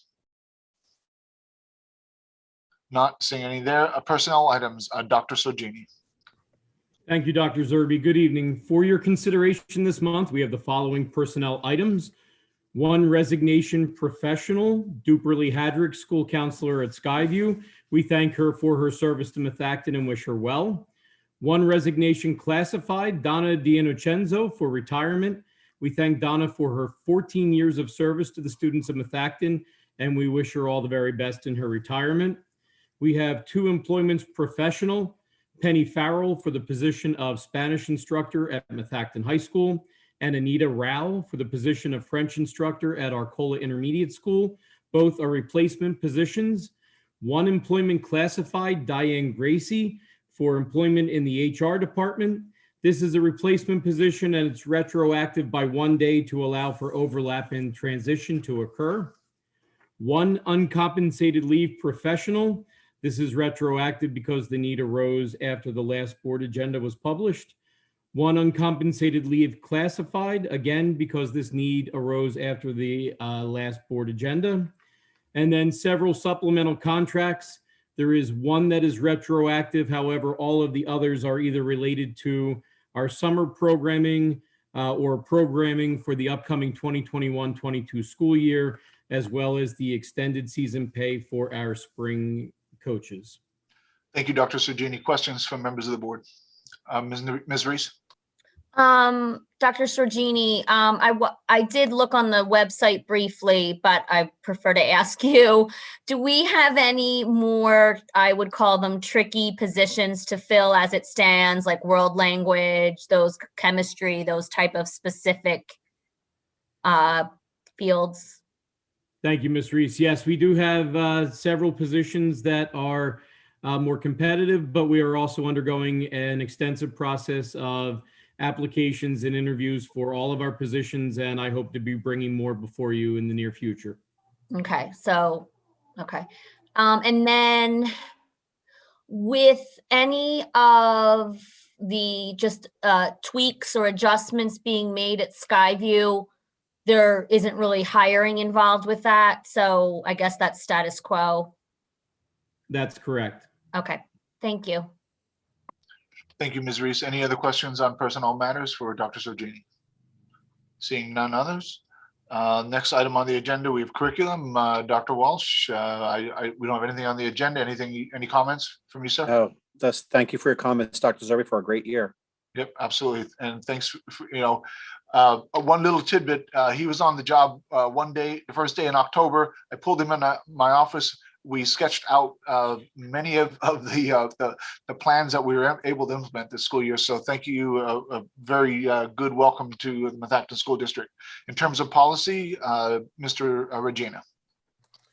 Thank you, Dr. Zerbe. No major changes to policy. The most revisions that we had was the child abuse policy. It was an older policy and had to redo a number of definitions within it, but all others were status quo. Thank you. Thank you. Any questions on policy matters? Okay. Under other, we have gifts and donations, full day kindergarten. So we will ask the board to consider to approve the implementation of full day kindergarten program for all Methacton students beginning with the start of the 22-23 school year as presented. And this goes back to almost a month ago when Dr. Euchre, who's with us this evening and has been gracious to stay on since the beginning of the meeting. Thank you, Doc. To answer any final questions that you might have in terms of the full day kindergarten program. And before you ask those questions, I just want you to know that, with Dr. Euchre's leadership on bringing this forward, I believe that you have an opportunity here to, make a significant impact in the lives and in the community of the Methacton School District. And I hope that, you consider that as you consider your vote next week. With that said, any final questions or comments or that we have on full day kindergarten? Going once, twice. Okay, thank you. Dr. Euchre, you're welcome to stay on, or you can sign off, whatever works best for you. We have the PSBA voting delegates. We have the health and safety plan that we talked about earlier, and then I'll turn it over to Madam President for dates on board members' calendars. Thank you, Dr. Zerbe. And you'll notice if you look at those dates for board members' calendars, the location is no longer virtual. So That's pretty exciting, something to look forward to for next month. With that said, Madam President, we almost have all the details worked out. So we will organize that information and provide it to the members of the board so that they know exactly what the room details and so forth are being taken care of for the LGI and in the auditorium. So that'll be coming in the next week or so. Okay, thank you, Dr. Zerbe. So for old business, I wanted to just say a huge thank you and congratulations to Dr. Jamie Gravenese and Amanda Kelly and all of the work that they did for graduation. Thanks to the world kind of getting back to normal, I've been out and about, and every single person in the community that I have bumped into in the past week has raved about graduation and how wonderful it was. It was a beautiful day. It was so well executed and so well planned, and so many little details that did not go unnoticed. So I just wanted to thank them for all of their work and all of those within administration, I'm sure every aspect of our district was involved in some way, shape, or form in making that event happen. So thank you and congratulations again to the class of 2021. Anyone else for old business? Anything for new business? Wait, I have old business. Oh, I'm sorry. I didn't see your hand there, Bob. Go ahead. That's all right. I'm a little guy. I wanted to just, today was the last day of school. And I know that, our students and our staff and our administration have been through, and our parents, our community has been through one hell of a last year. And Dr. Zerbe, you said it before, right? This was a school year unlike any other. And having seen the struggles of students and teachers firsthand, seeing what our administration has gone through, the tireless work that everybody put in this year.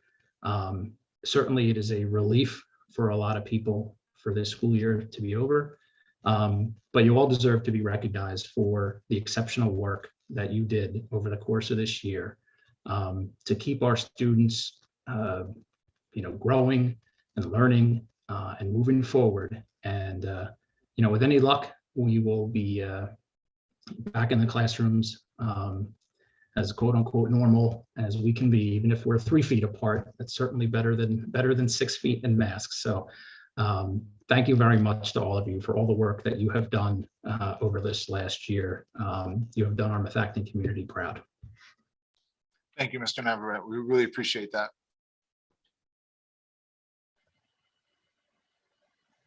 All right. Anyone else with old business? The same, thank you also. And congratulations to all. I know there was some tossing up of masks today from some students, so I know they're all very happy to be home and, ready to put those masks to bed. So I'm glad to see things are going in the right direction, and, everybody hopefully enjoyed their summer break and feel refreshed and back to the new school year when that happens. Yeah. Well said, Ms. Perdue. Thank you. I know it's not my place for new old business, but I do want to give a shout out to Transportation and Food Services. They did a phenomenal job this year. Well said, Mr. Bricker. Thank you, Mr. Bricker. All right. Anyone else for old business? New business? All right. So then I will move on to courtesy of the floor. I have a list of those who had pre-registered. So if you pre-registered to speak this evening, please go ahead and raise your hand. Once again, we do ask you to keep your comments to 4 minutes or less. And if you could please introduce yourself with your name and municipality.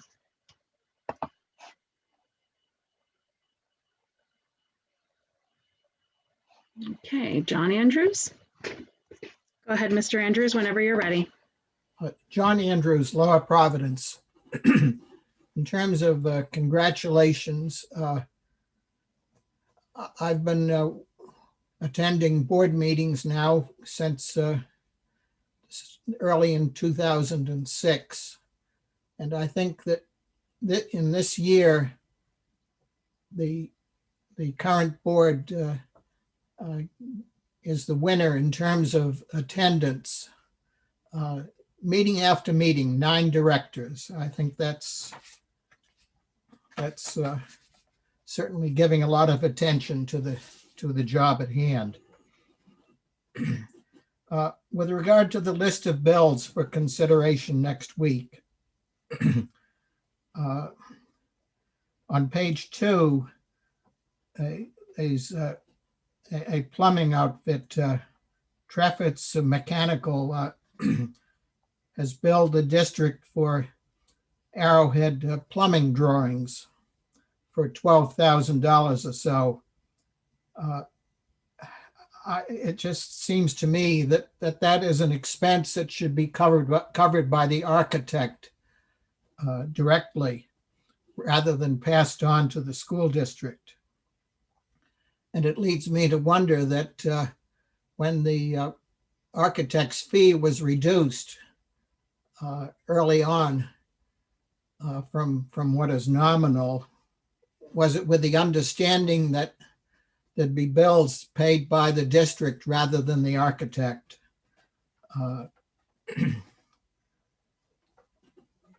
With regard to pages 7 and 8, there's a series of bills by PECO and Direct Energy where they both seem to be charging us for electric and gas. And it seems like a duplication, and I think hopefully there's an easy explanation for my confusion.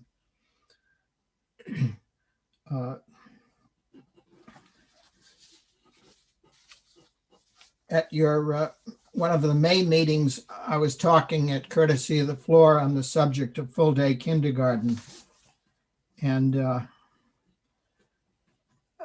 I think the proposal that was put forward by the administration didn't get into a variety of details as to whether there are issues with full-day kindergarten. Up through the 2009-2010 school year, Methacton had a T1 program that was for children who, as they left kindergarten, were not deemed prepared for grade 1, so they were put into a grade T1, and we continually get comments that those children, by the time they got to high school, excelled. So that extra year of effort was effective and less expensive for the district relative to full-day kindergarten. Down in Washington, where the Biden administration is spending megatons of money, some of that is going to aid to families, X dollars per year or per month per family child by age, so that funding to families overcomes some of the economic subsidy case for full-day kindergarten. I think that. Okay. Thank you, Mr. Andrews. Thank you. Next, I have Victor Nicolaj. Whenever you're ready. Can you hear me? Yes, I can. How are you? Victor Nicolai, Lower Providence. The board has been following the science since the pandemic began and should continue to do so. Masks should be optional and a parent's choice. The decision to not make masks optional would just be based on power or some political reason and not science. Other school districts have this in place or are moving forward with optional masks for the 21-22 school year. I see no reason why we shouldn't as well. This is an easy decision. As a concerned parent, for what is being taught to my kids, I have started to take a deeper dive into the school's curriculum and teachers' choices. Some of the things I see on there do not belong in our schools. We as parents should be telling other parents to take a closer look as well. I am sure a lot of us feel the same way, and probably most of us just don't know, including myself, but we need to get the word out. This anti-police and white privilege rhetoric I saw is complete nonsense and does not belong in our schools. I'm sure there are other things in the curriculum that I'm not aware of just yet, but will continue to do my research, as other parents should. Of course, kids see race. They see the human race. Kids do not see color when it comes to race, so let's keep it that way. It is our job as parents to teach our kids what's right from wrong when they question something they have heard or maybe saw on the news. That is not the school's job. These are our kids, not yours. Thank you and have a great night. Okay. Anyone else for courtesy of the floor? Joe Rittenhouse. Hi there, can you hear me? Yes, I can. Hi there, Joe Rittenhouse. Just very quickly, congratulations to the seniors and congratulations to the board for the past year. I just like two very quick things. I know that the president of the board brought up the fact that we are going back to in-person meetings in July, which I think is awesome. And I know that those plans haven't been hashed out yet, but I just want to put it in front of the administration and the board that I believe that there are a number of parents who don't feel comfortable coming to the board meeting still, if not for pandemic reasons, just because of publicity reasons. I think that I made it clear in my speech last week where there was about, I think it's a large percentage of the population does not feel confident speaking in person, especially when their face and name is associated with it. So I think that in going back into person, I hope the board will consider to be able to take questions. I think the idea of, hey, pre-register the questions beforehand, just like you have been now, but take the questions from Zoom and then take the public comment in person. Just because I think, that's super easy to do, super possible. Just something to consider when setting up this plan for this in-person meeting in July. Thank you. Okay, thank you. Next, I have Brian Earnshaw.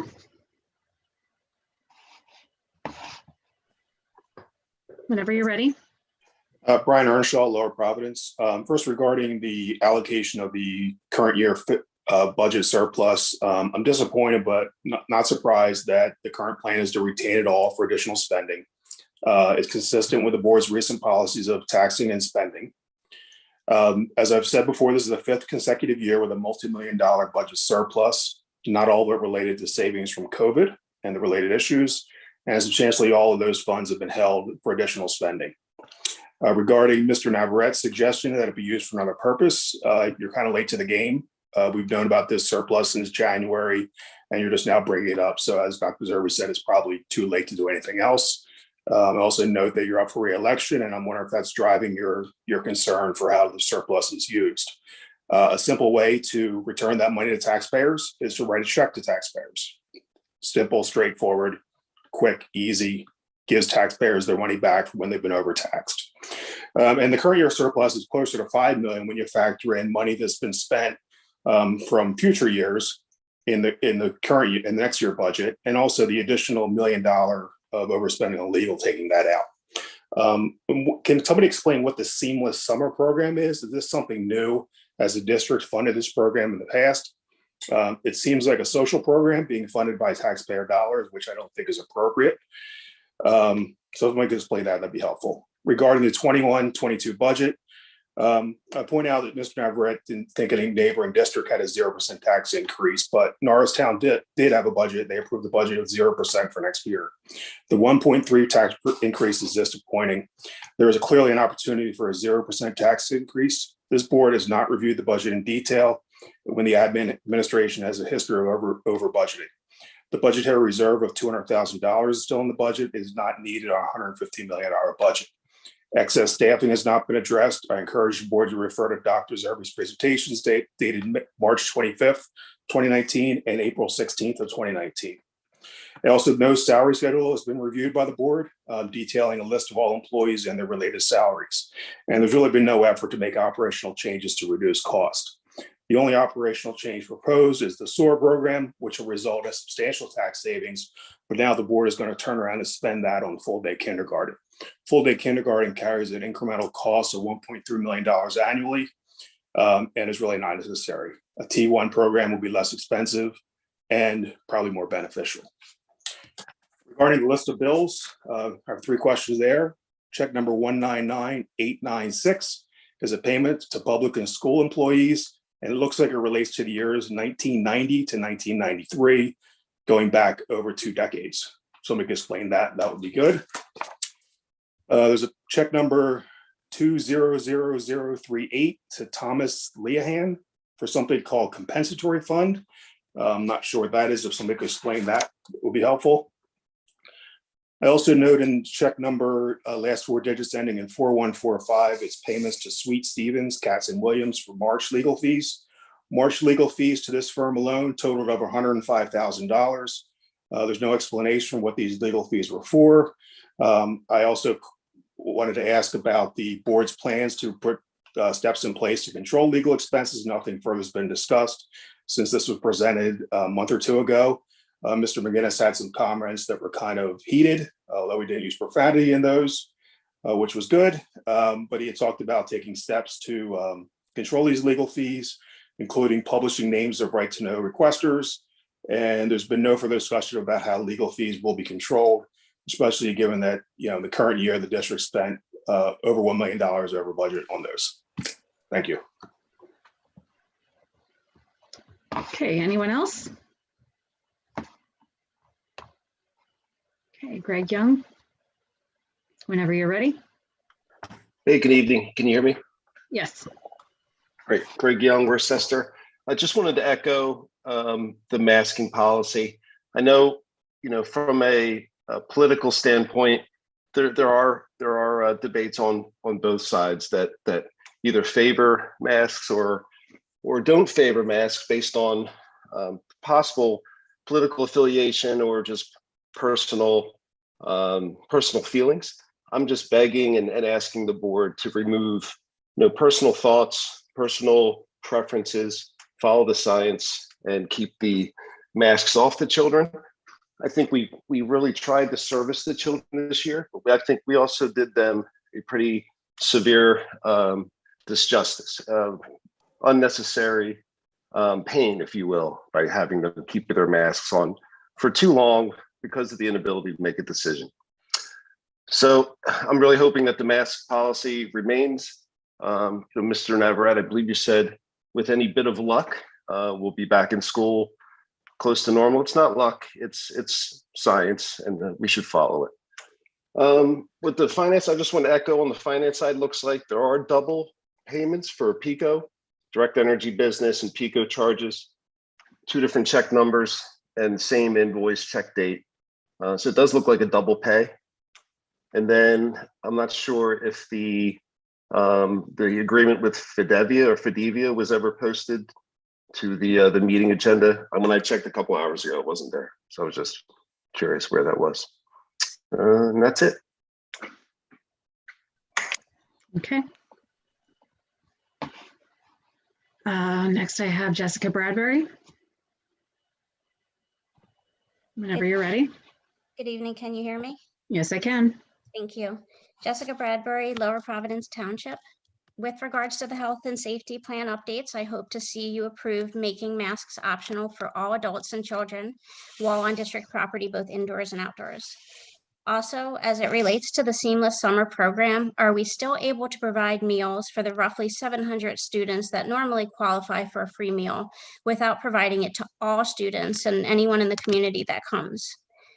As we approach the return to in-person meetings in July, would you be able to provide some more information, maybe next week, about whether or not remote participants will still be able to continue to comment during courtesy of the floor and on voting items? As we're awaiting the results of the recent equity audit, I'd like to revisit a board comment from last month that said our district is committed to equity. What does that mean? How are we defining equity? All of our students should absolutely have an equal opportunity to receive a quality education that will hopefully lead to a successful future. However, equity is not the same as equality. Equity is the aim to guarantee equal outcomes. So is that our goal? That every student have an equal outcome? How would something like that be achieved without undermining principles of hard work, competition, and self-reliance? When we looked at what other districts are doing with their equity programs, I wonder, does Methacton plan to eliminate math courses in the name of equity? Will you treat students differently based on their various identity categories in order to drive equity?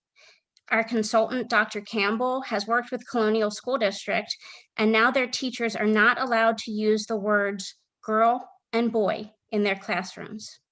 Will we be adopting a similar policy, banning basic words from our vocabulary, infringing on First Amendment rights in the name of equity? How can we get greater transparency around how and when equity will be factored into the curriculum? Is the curriculum or are the supplemental materials available for public review? I believe in diversity, inclusion, and equal opportunity for students of all races, religions, genders, and socioeconomic statuses. What is the district doing to ensure that we are not and will not create hierarchies or denigrate groups of students based on their race or background?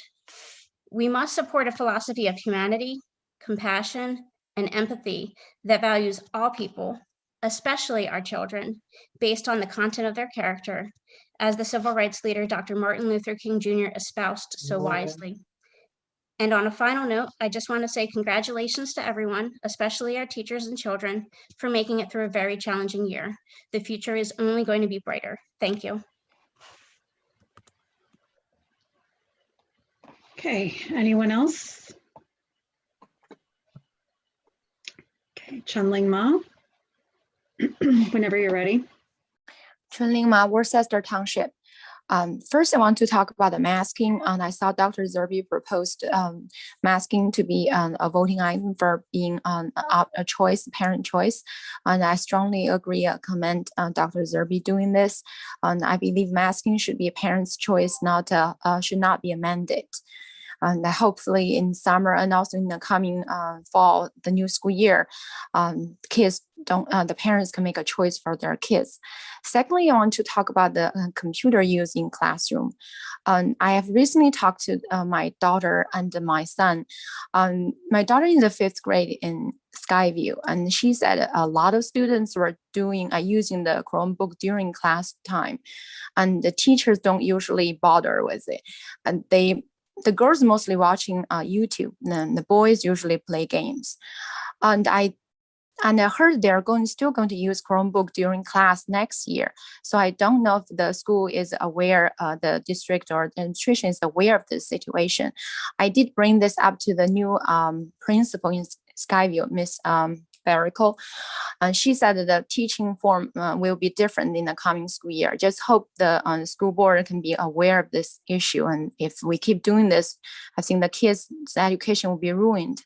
And I don't see the point of using a computer within class education. We did not have computers before the pandemic. Why do we still need to use it next school year? I just think this is something really need to be taken care of. And the third is I want to touch upon is the teacher's salary. I saw the mediator proposal of the 3 something overall, including benefit and salary increase. I think if I remember right, our district is the 3rd lowest paid district in Montgomery County, and I don't think this salary is competitive or attractive or fair for our teachers. We spend millions of dollars on construction projects. Why not give the teacher better benefit, better pay? And also, I don't think this overall, I hope there will be an overall increase, but I don't think this should be on every teacher. We probably introduce like a evaluation system. I recently talked to Dr. Zerby and also the new principal in Skyview, and currently teachers are only evaluated by each individual principal in that school, and I just think it's too subjective, and I think there should be an evaluation system involves parents, students, and the peer teachers' feedback, not just principals' evaluation alone. And then based on that evaluation, we can give good performance teacher a better raise or better incentives instead of raises. Just my suggestion. And the fourth thing I want to bring up is the Zoom option. I know the meeting will be in person in July, but there are a lot of parents who won't be able to attend in person, and I hope the Zoom option will still be available for those children, parents with small children, so they can still participate and give a speech during the public comment session. That's all I wanted to say today. Thank you. Okay. Anyone else for courtesy of the floor? Amy Smith, whenever you are ready. Thank you. Amy Smith, Worcester. I just real briefly want to say thank you to the school district for how you handled at the Skyview and Arcola campus the incident that took place in Lower Providence last week with the tragic events of the fires and everything that happened. I know that was happening while the administrators were down at the graduation in Delaware County, and the fact that parents were notified of what was going on and you kept the kids safe with the lockout. I just want to say thank you for that. I had 2 children on that campus at the time, and literally as everything was unfolding, was waiting for information, like many parents were being anxious. But I just want to say thank you for how the district responded, because I can't imagine that was easy with the fact that the majority of the administration was down at graduation. So I just wanted to acknowledge that I appreciated how it was handled. And on a more personal note, I just want to take a minute to say thank you. As I said, I have multiple students in the district, and I've one in elementary school at Worcester, one at Skyview, one at Arcola, and one at the high school. And I just wanted to say thank you to all of the staff and the teachers on how they responded to the pandemic this year. It wasn't easy. I know we had moments in this house where kids were crying. Honestly, maybe some parents were crying at times. I'm sure some teachers were crying. It was a hard year for everyone, but I really appreciated the communication from the teachers. If I had a concern or a question, or we were just having a bad day, I could reach out to the teachers, and they were so supportive, not only of my students, but also asking the parents how we were, which I thought was above and beyond the call of duty for them to ask how we were handling things. The communication was just excellent. I can't speak highly enough of the teachers. I just want to highlight a couple specific teachers to say thank you publicly. At Worcester Elementary, I want to thank Mrs. Deb Cherry from the library. She was able to still somehow forge a connection with every individual student, even throughout the pandemic. Book choices were always spot on that came home for my son. So I just want to say thank you to her for that, and to Miss Kathy Ochab for teaching my son this year. And at Skyview, I would like to thank Mrs. Leslie Culp, who was amazing, Miss Tracy Bugash for going above and beyond every lesson day with my son to make sure he was engaged, and Miss Kate Clark through the Challenge program for all of the things that she did in support of my son and all of the students. And at Arcola, I want to thank Miss Connie McLucky and Miss Dana Prendergast for their care of my son, and for the ways that they helped him engage and to stay engaged, even with him having some difficulties on Zoom with being a more introverted student, and also Jennifer Kaplan at the high school for my daughter. So I know that reads like I'm giving an Oscar speech, but basically they all deserve an Oscar. So that's just a small sampling of the teachers that made a difference for my kids this year, but I just wanted to acknowledge them publicly. Thank you. Thank you. It's always good to hear some good news. All right, anyone else with courtesy of the floor? So with that, I will wrap up courtesy of the floor and return to our board. Does anyone have any comments before we adjourn? Mr. Winters? Try to answer some of these questions that were out there. Tim, on list of bills, there was a question about some plumbing drawings. There's questions related to, I believe it's a settlement. And then also Sweet Stevens comment. I think there was one other check. I didn't get that one. I'm sorry. As a starting point, and I think also you can I think you mentioned that the FDV agreement was not finalized today, and that's why it wasn't posted, but should be posted soon. I think it was you spoke towards that already. That's correct. With regards to the Pico and Direct Energy, one's a supplier, one is the company that does generation. So there's two different areas with that. I'd have to look up the truss mechanical drawings cost to see what that could be. I could just be part of a label that's in the item. I'd have to look at the Sweet Stevens to be able to figure out what questions go with that, though, without seeing the invoice. Okay. There was also a question about Seamless Summer. Can you describe that program briefly, please? So normally we operate as what's called the National School Lunch Program, the NSLP, and that provides 3 classifications: free, reduced, and paid. Free, obviously, they pay nothing for their lunches. Reduced pays a very reduced page for, I think it's $0.10 for breakfast and $0.25 for lunch. And then the rest of the students are paid. Anyone that does not have the money to make the payment under Act 55 would be served the meal and their lunch account charged. Under the Seamless Summer, there is no charges for anyone with regards to the meals, and meals are provided also to community members. Typically, the Seamless Summer program is run in, obviously, the summertime. These are not my names, by the way, because I know that question was asked also. We have been running the Seamless Summer program this entire year. Yeah, and it was a byproduct of COVID-19, I think. Correct. It was the extension of it throughout the entire school year was due to COVID. And it's something we're considering because it's been extended another year. Is that correct? Yes. From a federal perspective. Just a couple other quick comments. The full day kindergarten, we talked about some of the needs, the issues with full day kindergarten. I think Dr. Euchre answered a lot of those questions about the interventions and the early interventions and the requirement, and that was the big benefit. I think in the past we have talked about the reasons for T1 and the T1 effectiveness and the possibility of using T1 in 2021. I think Dr. Zerbe is going to come back with comments related to the masking policy for next year in July. And Dr. Zerbe is also going to come back with the rules of engagement on future meetings. And I think I got a lot of those. I don't know if anybody wants to add something.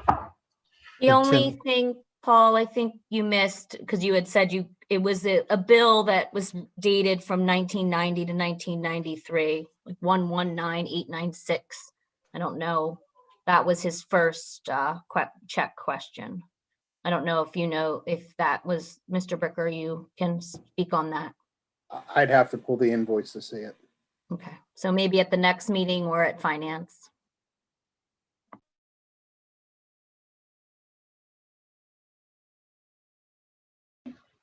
Anyone else? All right, then. Can I add one thing real quick? Yes. I am sorry if I don't have the answer to this, but can I move back to the PSBA voting delegates? I'm assuming that we're going to have three delegates appointed to our district again. Is that correct? Do we know? Okay. So I know I have served in the past, and Paul has too, and Liz has, and the delegate assembly looks like it's on a Saturday morning, and you can do it through Zoom this year. So I just wanted fellow board members to take a look at the options and consider taking a spot and voting in the legislative platform development. I will do it if no one else will, but I'd like to give others the opportunity. Oh, so I hear we only have 2 spots left to fill. Got it, Ms. Hull. All right. Anyone else before we adjourn? All right, Mr. McGinnis. Motion to adjourn. All righty, you got it. 9:14, meeting is adjourned. Good night, everyone. Have a good night.